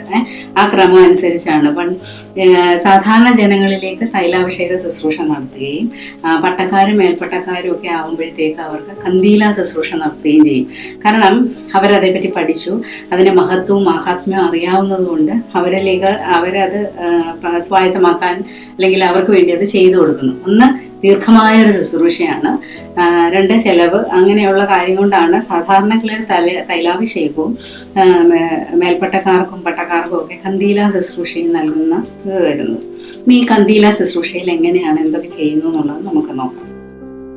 തിരി എന്ന് പറഞ്ഞാൽ നമുക്ക് ഓർമ്മയില്ല, 5 തിരികളാണ് ഇവിടെ ആവശ്യം. 5 തിരികൾ റെപ്രസെന്റ് ചെയ്യുന്ന നമ്മുടെ 5 ഇന്ദ്രിയങ്ങൾക്ക് വേണ്ടിയുള്ള പ്രാർത്ഥന. 5 തിരി കുരിശാകൃതിയിൽ കത്തിച്ച് വയ്ക്കും. ഒരു പാത്രത്തിൽ എടുക്കും, മാവെടുത്ത് കുഴയ്ക്കും, ഒലിവെണ്ണ ഒഴിക്കും. അതിൽ 5 തിരികൾ പഞ്ഞി കൊണ്ട് ഉണ്ടാക്കിയ തിരികൾ കത്തിച്ച് വയ്ക്കും. കുരിശാകൃതിയിൽ തിരി കത്തിച്ച് വെച്ചേക്കുന്നത് എന്തിനാണെന്നറിയാം? ഓരോ പ്രാവശ്യം ആദ്യത്തെ തിരി, നടുക്കത്തെ തിരി, അവസാനത്തെ തിരി, ഇടത്ത് ഭാഗത്ത്, വലത്ത് ഭാഗത്ത്, അങ്ങനെ ഓരോ പ്രാർത്ഥനയ്ക്കും ഓരോ തിരി കത്തിച്ച് വെച്ചിട്ടാണ് നമ്മൾ ആ പ്രാർത്ഥനകൾ നടത്തുന്നത്. ആ പ്രാർത്ഥനയിൽ, ആ ശുശ്രൂഷയിൽ തന്നെ അത് കുരിശാകൃതി തന്നെ കേട്ടോ. അത് പ്രാർത്ഥനയിൽ തന്നെ തൈലം പ്രാർത്ഥന നടത്തിയിട്ടുണ്ടത് എന്താ ചെയ്യുന്നതെന്ന് അറിയാമോ? ഓരോ ശുശ്രൂഷയുടെയും സമാപനത്തിൽ തൈലത്താൽ മുദ്ര കുത്തും. എല്ലാവരും മധ്യസ്ഥ പ്രാർത്ഥന, രോഗശാന്തിക്ക് വേണ്ടി പ്രാർത്ഥന, പാപമോചനത്തിന് വേണ്ടി പ്രാർത്ഥന ഒക്കെ നടത്തിയിട്ട് ഓരോ ശുശ്രൂഷയുടെയും അതിൽ തൈലം പൂശി അവനെ ആശ്വസിപ്പിക്കുന്നുണ്ട്. പിന്നെ ഒരു കുരിശ് ശരീരം മുഴുവനായിട്ടും ഒരു കുരിശ്, അതായത് ചെവി വരെ ഇങ്ങനെ ഒരു കുരിശ് വരയ്ക്കും. പിന്നെ ഇടഭാഗത്തൊരു കുരിശ് വരയ്ക്കും. അന്തർ ഇന്ദ്രിയങ്ങളെയൊക്കെ പ്രതിദാനം ചെയ്തുകൊണ്ട് അങ്ങനെ 3 കുരിശ് വരയ്ക്കുന്നതായിട്ട് ഇവിടെ പറയുന്നുണ്ട് കേട്ടോ. അപ്പം അവിടെയാണെങ്കിൽ ഈ പട്ടക്കാരെല്ലാവരും കൂടി ഇതിന് ചുറ്റും, അതായത് ഈ രോഗിയുടെ ചുറ്റും പട്ടക്കാരെല്ലാവരും നിന്ന് അവന് വേണ്ടി കൈവച്ച് പ്രാർത്ഥിക്കുകയാണ്. എല്ലാവരുടെയും കൂടെ മധ്യസ്ഥ പ്രാർത്ഥനയാണ് അവിടെ നടക്കുന്നത്. അപ്പം 5 പ്രാവശ്യമായിട്ട് ഈ നീണ്ട കുദാശയുടെ നടത്തുവാണ് കന്തീല ശുശ്രൂഷ എന്ന് പറയുന്നത് കേട്ടോ. അപ്പം എല്ലാ വിശ്വാസികളും ഈ രോഗിക്ക് വേണ്ടി മധ്യസ്ഥ പ്രാർത്ഥന നടത്തുന്നു. ഇനി തൈലാഭിഷേക ശുശ്രൂഷയുടെ ഘടന എന്തുവാന്ന് ഇവിടെ പറയുന്നത്. അതിനകത്ത് പറയുന്നത് എന്തൊക്കെയാ? അനുതാപത്തിന്റെ കുക്കിലിയോൻ, ഗീതങ്ങളെ, പ്രൊമിയോൻ, സെദറ, എത്രോ, സ്ലീഹ വായന, എവൻഗേലിയോൻ വായന, ഇതെല്ലാം ഉൾക്കൊള്ളിച്ചുകൊണ്ടാണ് ഈ പ്രാർത്ഥനകൾ നടത്തുന്നത് കേട്ടോ. ഓരോ പ്രാവശ്യവും ഇത് ആവർത്തിക്കപ്പെടുന്നു എന്നുള്ളതാണ്. എന്നിട്ട് തൈലം പൂശുന്നു. പഞ്ചേന്ദ്രിയങ്ങളെയും പ്രതിദാനം ചെയ്തുകൊണ്ട് ഇവന് മനസ്സോടാതെ അറിവൂടാതെയും ചെയ്തിട്ടുള്ള എല്ലാ പാപങ്ങളും ക്ഷമിക്കണേ എന്നുള്ള മധ്യസ്ഥ പ്രാർത്ഥന. എന്നിട്ട് അവൻ്റെ എല്ലാ അവയവങ്ങൾക്കും ആശ്വാസവും സൗഖ്യവും കൊടുക്കണേ എന്നാണ് പ്രാർത്ഥിക്കുന്നത്. ശരിക്കും ആ പ്രാർത്ഥനയുടെ ചുരുക്കം എന്ന് പറയുന്നതാണ്. സത്യവിശ്വാസത്തോടു കൂടിയ മധ്യസ്ഥ പ്രാർത്ഥനയിൽ രോഗിയെ ദൈവസന്നിധിയിൽ സമർപ്പിച്ച് എല്ലാവരും കൂടി പ്രാർത്ഥിക്കുകയാണ്. ഈ രോഗവും പാപവും ഒക്കെ എന്താണ്? അപൂർണതയുടെ പ്രതീകമാണ്. അതിനെ ആ അപൂർണത മാറ്റി പൂർണ്ണതയിലേക്ക് വരുത്താൻ വേണ്ടിയാണ് ഈ മധ്യസ്ഥ പ്രാർത്ഥന ഇവിടെ നടത്തുന്നത്. അപ്പൊ അതിനകത്ത് പറയുന്നുണ്ട് കടങ്ങളും പാപങ്ങളും ഒക്കെ ക്ഷമിക്കണേന്ന് പറയുന്നുണ്ട്. അപ്പൊ പാപമോചനവും രോഗസൗഖ്യവും എല്ലാം അടങ്ങിയതാണ് ഈ വലിയ ശുശ്രൂഷ എന്ന് പറയുന്നത്. തൈലാഭിഷേകം എന്ന് പറയുന്നുണ്ട് ചിലർക്ക് ഭയങ്കര പേടിയാണ്. ഇതൊരു അന്ത്യകുദാശയാണ്, ഇത് ഏകദേശം ഞാൻ പോവാറായി എന്നുള്ളത് വിളിച്ചറിയിക്കുന്ന പോലെ ഒരു തോന്നൽ വരും. അതുകൊണ്ട് പേടിയല്ല. അപ്പൊ തൈലാഭിഷേകം എന്ന് പറയുന്നത് ശരിക്കും അന്ത്യകൂദാശ അല്ല. അതാണ് നമ്മൾ ആദ്യം പഠിക്കേണ്ടത്. ഒരു രോഗിയായിരിക്കുന്ന അവസ്ഥയിൽ രോഗി മനം തിരിയുമ്പോൾ മനസ്സിനുള്ള എന്താണ് മനസ്താപം വരിക, അല്ലെങ്കിൽ അനുതപിക്കണമെന്ന് തോന്നുക, അനുതാപത്തിന്റെ ആ ഒരു ചടങ്ങ് അല്ലെങ്കിൽ ആ ഒരു രീതിയിലേക്ക് വരുമ്പോഴാണ് നമ്മൾ ഈ കുദാശ വേണമെന്ന് ചിന്തിക്കുന്ന സമയം അല്ലേ. ആ സമയങ്ങളിൽ പേടിക്കാതെ തന്നെ എല്ലാവരും, അതായത് രോഗിയുടെ പൂർണ്ണ ബോധത്തോടുകൂടി, രോഗി പൂർണ്ണ ബോധത്തോടുകൂടി ഇരിക്കുന്ന സമയത്ത് തന്നെ ഇത് ഉൾക്കൊള്ളാൻ ശ്രമിക്കണം. അതാണ് മാനസികമായും ശാരീരികമായും അവന്റെ സൗഖ്യത്തിന് വേണ്ടിയിട്ടാണ് ഈ പ്രാർത്ഥനകൾ നമ്മൾ നടത്തുന്നത്. അപ്പം തൈലാഭിഷേകം എന്താന്ന് പറഞ്ഞു. ഏത് സ്ലീഹായാണ് അത് ഉത്ബോധിപ്പിക്കുന്നത്? സ്ലീഹന്മാരെല്ലാവരും ചെയ്തതാണ്. പിന്നെ കന്തീല ശുശ്രൂഷ എന്താണ്, അവിടെ എന്തൊക്കെ പ്രത്യേകതകളുണ്ട്, ഏത് രീതിയിലാണ് അവിടെ. നിങ്ങൾക്ക് എന്തെങ്കിലും കൂടുതൽ എഴുതണമെങ്കിൽ ആ ഒരു പിക്ചറായിട്ട് കണ്ടിട്ടുള്ളവരുണ്ടാവും ചിലപ്പോൾ. ഇല്ലാത്തവരാണെങ്കിലും അതിനെ ഒന്ന് സങ്കല്പിച്ചിട്ട് എങ്ങനെയാണത് ചെയ്യുന്നതെന്ന് മനസ്സിരുത്തി വായിക്കണം. പിന്നെ ഇതിനെന്താണ് നമ്മൾ പ്രാർത്ഥിക്കുന്നവർക്ക് വേണ്ടി, എന്തിനു വേണ്ടിയിട്ടാണ്. ഇപ്പം എണ്ണ പൂശി തൈലം പൂശി ഇവന് വേണ്ടി മധ്യസ്ഥ പ്രാപിക്കുന്നു. പാപമോചനവും രോഗസൗഖ്യവും അവയവങ്ങളുടെ സ്വസ്ഥതയും ഇതിനു വേണ്ടിയിട്ടാണ് തൈലാഭിഷേക ശുശ്രൂഷ നടത്തുന്നത്. പാഠത്തിലെ ചോദ്യങ്ങളിലൂടെ 2-3 ചോദ്യങ്ങളിലൂടെ, അല്ലെങ്കിൽ നിങ്ങൾക്ക് ഇഷ്ടംപോലെ ചോദ്യങ്ങൾ ഉണ്ടാക്കാൻ പറ്റും. എന്നിരുന്നാലും 2-3 ചോദ്യങ്ങളെ നോട്ട് ചെയ്തേക്കാമേ. രോഗികളുടെ തൈലാഭിഷേകത്തെ പറ്റി വ്യക്തമായ ഉപദേശങ്ങൾ നൽകിയ അപ്പോസ്തലനായി നമ്മൾ പറഞ്ഞു. രോഗികളുടെ തൈലാഭിഷേകത്തെ പറ്റി പറഞ്ഞിരിക്കുന്ന വേദഭാഗങ്ങൾ ഏതെല്ലാം? 2-3 ഭാഗങ്ങൾ പറഞ്ഞായിരുന്നേ. പിന്നെ 3, കന്തീല ശുശ്രൂഷയ്ക്ക് ഈ പേര് കിട്ടാൻ കാരണമെന്ത്? അതാണ് ഇപ്പം തൈലാഭിഷേകം എന്ന് പറയുന്നിടത്തേക്ക് നമുക്ക് നോക്കാനുള്ള 2-3 ചോദ്യം. അല്ലാതെ നിങ്ങൾക്ക് തിരിച്ചും മറിച്ചും അല്ലെങ്കിൽ ഈ പുസ്തകം 2 പ്രാവശ്യം ഒന്ന് വായിച്ചാൽ മതി, എല്ലാവർക്കും മനസ്സിലാകും. അപ്പം അതനുസരിച്ച് എല്ലാവരും ഒരുങ്ങണം. പരീക്ഷയ്ക്ക് ഈ ചാപ്റ്റർ വരെയുള്ളൂ. ഇനി നമുക്ക് അടുത്ത ചാപ്റ്റർ നോക്കാം. ശവസംസ്കാരം എന്നുള്ളതാണ് ശുശ്രൂഷ. അതെല്ലാവർക്കും അറിയാവുന്നതാണ്, കണ്ടിട്ടുള്ളതാണ് ഒരുപാട് പ്രാവശ്യം. അതുകൊണ്ട് പ്രത്യേകിച്ച് എല്ലാവർക്കും ഇപ്പം നിങ്ങൾക്ക് തന്നെ എല്ലാം അറിയാവുന്നൊരു സംഭവം. വെറുതെ നമ്മൾ അതിനകത്തെ പോയിന്റുകൾ മാത്രം ഒന്ന് പറഞ്ഞു നോക്കുവാണ്. ശവസംസ്കാരം എന്ന് കേൾക്കുമ്പോൾ നമ്മുടെ മനസ്സിലേക്ക് ഓടി വരുന്നത് എന്താണ്? ദുഃഖത്തിൻ്റെ അല്ലെങ്കിൽ ആ വീട്ടിലെ ആ ഒരു കാര്യങ്ങളൊക്കെയാണ് വരുന്നത്. നമ്മൾ പക്ഷേ ഇവിടെ നോക്കാൻ പോകുന്നത് നമ്മൾ എന്തൊക്കെയാണ്, അല്ലെങ്കിൽ നമ്മുടെ പ്രാർത്ഥനയിൽ അല്ലെങ്കിൽ നമ്മുടെ പ്രാർത്ഥനാ ക്രമത്തിൽ അല്ലെങ്കിൽ പ്രാർത്ഥനയുടെ രൂപവും ഭാവവും അതെവിടെ നിന്നെടുത്തു, എങ്ങനെ എന്തുവാണ് അത് അർത്ഥമാക്കുന്നത്, എന്തൊക്കെ പ്രാർത്ഥനകളുണ്ട്, എങ്ങനെയൊക്കെയാണ് ഒരു ശവ സംസ്കാരം നടത്തുന്നത് എന്നുള്ളതാണ് നമ്മളിവിടെ നോക്കാൻ പോകുന്നത് കേട്ടോ. ശവസംസ്കാരം എന്ന് പറയുമ്പോൾ നിങ്ങൾ സാധാരണ പള്ളിയിൽ കൊണ്ടുവന്ന് ശവസംസ്കാരം പള്ളിയിൽ കിടത്തി കണ്ടിട്ടുണ്ടല്ലോ. ഇവരെ എങ്ങോട്ടാണ് തിരിച്ച് കിടത്തുന്നതെന്ന് ശ്രദ്ധിച്ചിട്ടുണ്ടോ? കിഴക്കോട്ട് അഭിമുഖമായിട്ട് തിരിച്ചാണ് അവരെ ആ പെട്ടി കൊണ്ടുവന്ന് വെക്കുമ്പോൾ അല്ലെങ്കിൽ കിടത്തിയേക്കുന്നതെന്ന് ഓർത്ത് നോക്കിക്കുക. അവരെ അങ്ങനെയാണ് കിടത്തിയേക്കുന്നത്. നമുക്കറിയാം കിഴക്കിന് പ്രാധാന്യമുള്ള ആൾക്കാരാണ് നമ്മളില്ലേ.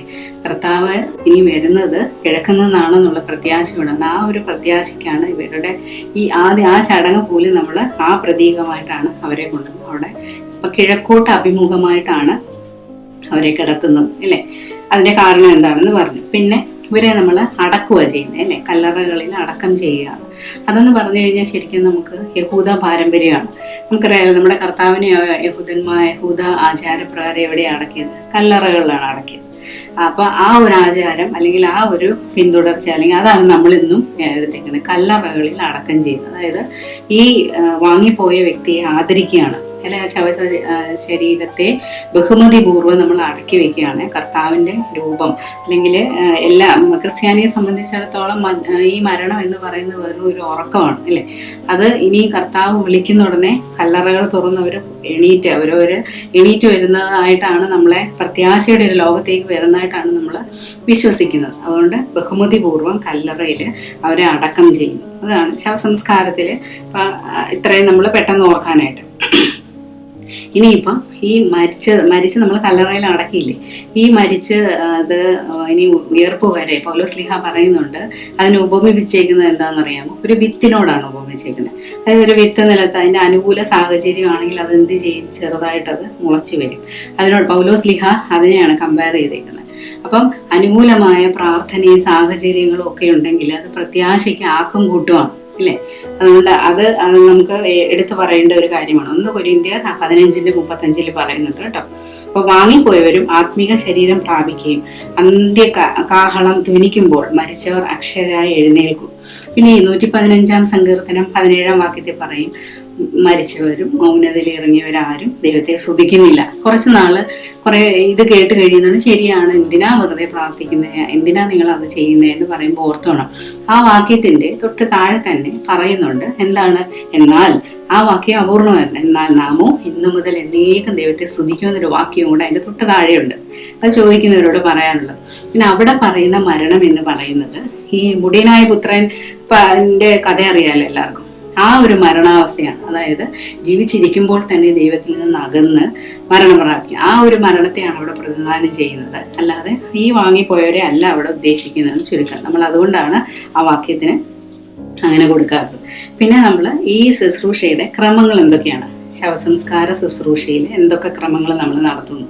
ഇപ്പം നമ്മൾ കഴിഞ്ഞ ക്ലാസ്സിൽ പഠിച്ചു, പുരോഹിതന്മാരൊക്കെ ഉള്ള ഗണങ്ങളില്ലേ, പൂർണ്ണ ഷെമ്മാശൻ മുതൽ മേൽപ്പട്ടക്കാരൻ വരെ അതായത് ആ പൗരോഹിത്യ സ്ഥാനികൾക്കെല്ലാം 8 ക്രമങ്ങളാണ്.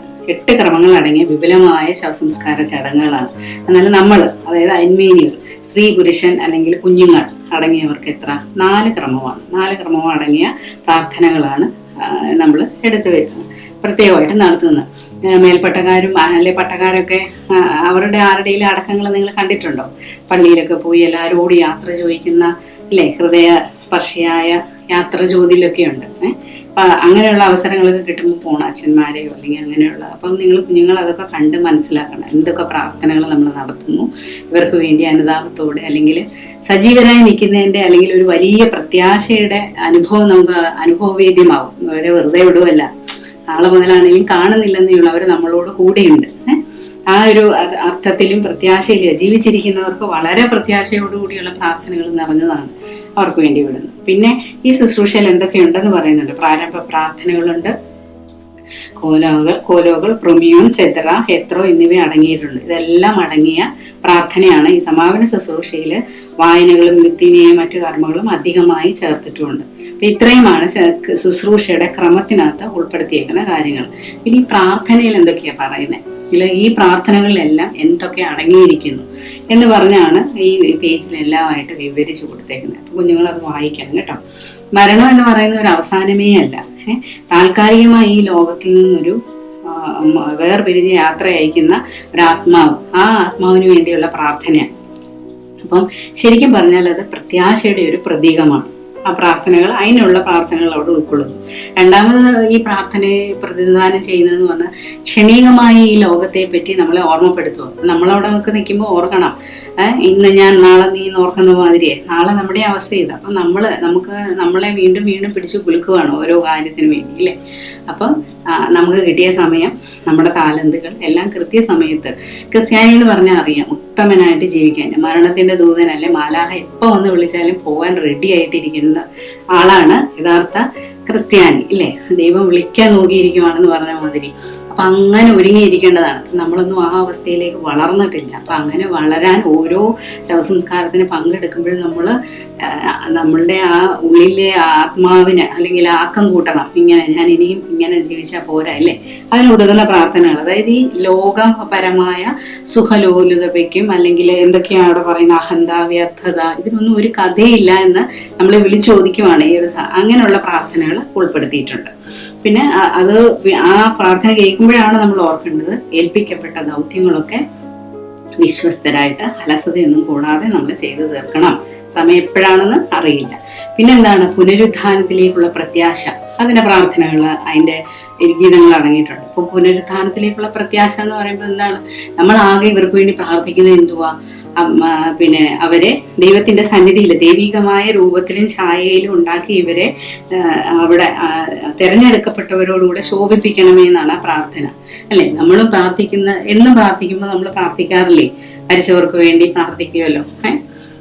ഏത് പ്രാർത്ഥനയാ? അനുഗ്രഹങ്ങൾ നിറഞ്ഞിരിക്കുന്നവനെ എന്നുള്ള പ്രാർത്ഥന പ്രാർത്ഥിക്കാറില്ലേ നമ്മുടെ വീട്ടില്? അപ്പൊ നമ്മുടെ കൂടെ നമ്മുടെ അപ്പച്ചനല്ലേ, അമ്മച്ചി, അങ്ങനെ നമ്മുടെ ഗ്രാൻഡ് പേരൻസ്, അങ്ങനെയുള്ളവരെല്ലാം നമ്മൾ ആ ഓരോ പ്രാർത്ഥനയിലും ആ ക്രമത്തിൽ ഉൾപ്പെടുത്തി അവർക്ക് വേണ്ടി പ്രാർത്ഥിക്കുന്നുണ്ട്, ഇല്ലേ? ആ പ്രാർത്ഥനയിൽ ആകെ പറയുന്ന കാര്യം എന്തുവാ? ഇവനെ അബ്രഹാമിന്റെ, ഇസഹാക്കിന്റെ, യാക്കോബിന്റെ മടിയിൽ പാർപ്പിക്കണേ. ഇതാണ് നമ്മൾ അവർക്ക് വേണ്ടി പ്രാർത്ഥിക്കുന്നത്.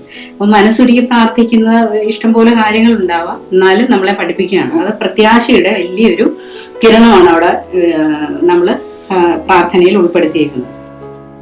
പിന്നെ നമ്മുടെ പ്രാർത്ഥനയുടെ പ്രത്യേകതകൾ എന്ന് പറയുന്നത് പുരുഷന്മാരുടെ പ്രാർത്ഥനയുടെ ക്രമം, സ്ത്രീകൾക്ക് വേറെ ക്രമം, കുഞ്ഞുങ്ങൾക്ക് വേറെ ക്രമം, അങ്ങനെയാണ്. അപ്പോൾ ആ പ്രാർത്ഥനകളെല്ലാം മാല പോലെ കോർത്തിണക്കി. നമ്മൾ നേരത്തെ പറഞ്ഞു, നമ്മുടെ പിതാക്കന്മാരൊക്കെ എത്ര ഭംഗിയായിട്ടാണ് ആരാധന, എത്ര സാഹിത്യപരമായിട്ടും അല്ലെങ്കിൽ അനുഭവവേദ്യമാക്കി നമ്മുടെ ഇടയിൽ ബോറടിക്കാതെ അല്ലെങ്കിൽ അർത്ഥവത്തായിട്ട് അന്തസത്ത നമുക്ക് അതിൽ ഭയങ്കര ഇത് തോന്നണം. അവരെത്ര ഭംഗിയായിട്ടാണ് അത് ഉണ്ടാക്കി തന്നേക്കുന്നതെന്ന് ഓർക്കണം കേട്ടോ. പിന്നെ ഏതൊക്കെ പ്രാർത്ഥനകളാണ്? 1 കൊരിന്ത്യർ 15-ാം അധ്യായം 12 മുതൽ 19 വരെ കുഞ്ഞുങ്ങൾക്കുള്ള ശവസംസ്കാരത്തിനുള്ളത് വായനയ്ക്ക് വരും. രണ്ടാമത് പുരുഷന്മാർക്കാണെങ്കിൽ 1 കൊരിന്ത്യർ 15-ാം അധ്യായം 34 മുതൽ 53 വരെ. സ്ത്രീകൾക്കുള്ള ശവസംസ്കാരത്തിന് 1 തെസ്സലോനിക്കർ 4-ാം അധ്യായം 13 മുതൽ 18 വരെയുള്ള വാക്യങ്ങളാണ് എടുത്തേക്കുന്നത്, ഇല്ലേ? ജീവൻ ഒക്കെ ഉറങ്ങുന്ന ഒരു വിത്തിന് സമമാണ്, അങ്ങനെയുള്ള കാര്യങ്ങളാണ് അവിടെ പറഞ്ഞേക്കുന്നത്. പിന്നെന്താണ്? യേശു തമ്പുരാന്റെ യുഗാന്ത്യത്തെ കുറിച്ച് സംസാരിക്കുന്ന യോഹന്നാൻ ശ്ലീഹായുടെ 15-ാം അധ്യായം 19 മുതൽ 29 വരെയുള്ള ഭാഗമാണ് ഏവൻഗേലിയോനിൽ വായിക്കുന്നത്. അപ്പം ഏവൻഗേലിയൻ, ദൈവപുത്രന്റെ ശബ്ദം കേൾക്കുന്നവൻ മരിച്ചവർ ജീവിക്കുമെന്നും രക്ഷയും ന്യായവിധിയും പിതാവ് മാത്രം അറിയുന്നു എന്നുമുള്ള കർത്താവിന്റെ പഠിപ്പിക്കലാണ് ഈ വചനങ്ങളിലെല്ലാം ഉൾപ്പെടുത്തിയേക്കുന്നത്. പിന്നെ അവസാനത്തെ ശുശ്രൂഷയിലേക്ക് വരുവാണ്. അവരെ തൈലം പൂശും, അല്ലേ? തൈലാഭിഷേകവും മണ്ണിടിയിലും. അടുത്ത ചടങ്ങെന്ന് പറയുന്നത് അതാണ്. മൃതദേഹത്തിൽ തൈലം ഒഴിക്കുന്ന രീതിയെ ശരിക്കും പറഞ്ഞാൽ 5-ാം നൂറ്റാണ്ട് മുതലേ പിന്തുടരുന്ന ഒരു എന്തിനു വേണ്ടിയിട്ടാണെന്ന് ചോദിച്ചാൽ മരണാനന്തരവും അവർ സജീവരായിട്ട് ഇരിക്കുന്നതിനാൽ, അല്ലെ? അപ്പൊ നമ്മൾ കാണുന്നവർക്കാണ് ആ ഒരു നമ്മുടെ മനസ്സിലേക്കാണ് അതിന്റെ തിരികത്തിക്കുന്നത്, അല്ലേ? അതായത് ഇവര് സജീവരാണെന്ന് അറിയിക്കാൻ വേണ്ടിയിട്ടാണ് ദൃശ്യ സഭാംഗങ്ങളെല്ലാം പ്രാർത്ഥനകൾ വഴി അവരെ ശക്തീകരിക്കുന്ന ശുശ്രൂഷയാണ്. അതിനുവേണ്ടിയാണ് ആ തൈലം പൂശുന്നത്. മുഖമൊക്കെ മൂടിയ ശേഷം കുരിശടയാളത്തെ, അല്ലേ, 3 കുരിശ് വരയ്ക്കും. കണ്ടിട്ടുണ്ട് അച്ഛനല്ലേ തിരുമേനിമാരിങ്ങനെ 3 കുരിശ് വരയ്ക്കും 3 സ്ഥലത്തായിട്ട്. എവിടേക്കാന്ന് പറയുന്നത്? മുഖത്ത്, നെഞ്ചത്ത്, കാൽമുട്ടുകളിൽ.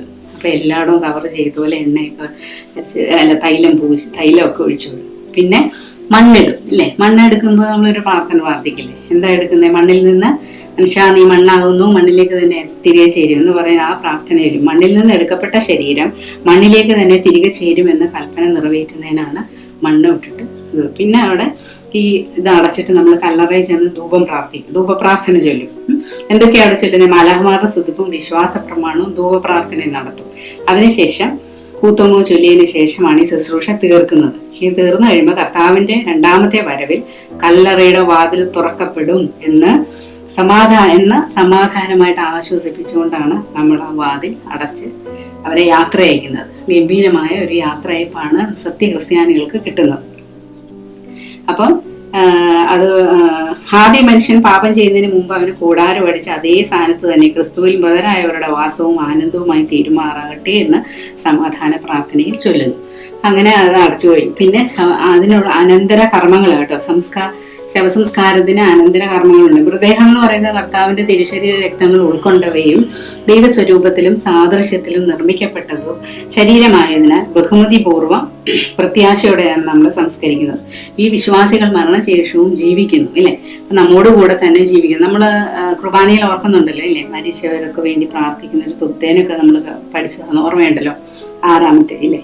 അപ്പം അങ്ങനെ പ്രാർത്ഥനയിലെല്ലാം അവർ നമ്മളോട് കൂടെ സജീവരായിട്ടുണ്ട്. പിന്നെ ഓരോ വർഷം അനന്തര കർമ്മങ്ങൾ അവർക്കായിട്ട് പ്രാർത്ഥിച്ച് സ്പെഷ്യലായിട്ട് അവരവരുടെ അപ്പനമ്മ അല്ലെങ്കിൽ അപ്പച്ചൻ അമ്മച്ചി അവർക്ക് വേണ്ടി നടത്തുന്നുണ്ട് പ്രാർത്ഥന. എപ്പോഴാണ് 3, 9, 30, 40 തുടങ്ങിയ ദിവസങ്ങളിലും ആണ്ട് തികയുന്ന ദിവസങ്ങളും കല്ലറയിൽ പോയി ധൂപം വെച്ച് പ്രാർത്ഥിച്ച് കുർബാന നടത്തിക്കണം. പിന്നെ അവരവർക്ക് വേണ്ട ദാനധർമ്മങ്ങളും ഒക്കെ അവരവരുടെ കഴിവിൻ്റെയും പ്രാപ്തിക്കും ഒക്കെ അനുസരിച്ച് നല്ല കർമ്മങ്ങളൊക്കെ ചെയ്യുക അവർക്ക് വേണ്ടി. ജീവിച്ചിരുന്ന് എന്നിൽ വിശ്വസിക്കുന്നവരാരും ഒരു നാളും മരിക്കുകയില്ല എന്ന കൽപ്പന അനുസരിച്ചാണ് വാങ്ങിപ്പോയവർ ഇന്ന് നമ്മളോടുകൂടെ സജീവരായിരിക്കുന്നത്. അപ്പോൾ ശവസംസ്കാരം എന്ന് പറയുന്നതിൻ്റെ ഏകദേശം ഒരു രൂപം മനസ്സിലായില്ലേ? ഇത്രയാണ് ശവസംസ്കാര ശുശ്രൂഷ, അല്ലെങ്കിൽ എന്തൊക്കെയാണ് ആ ശുശ്രൂഷയിലെ എന്തൊക്കെ കാര്യങ്ങൾ നടത്തുന്നു, ആ പ്രാർത്ഥനയിൽ എന്തൊക്കെ ഉൾപ്പെടുത്തുന്നു, ഇത്രയാണ് നമുക്കിതിനകത്ത് നോക്കാനുള്ളത്.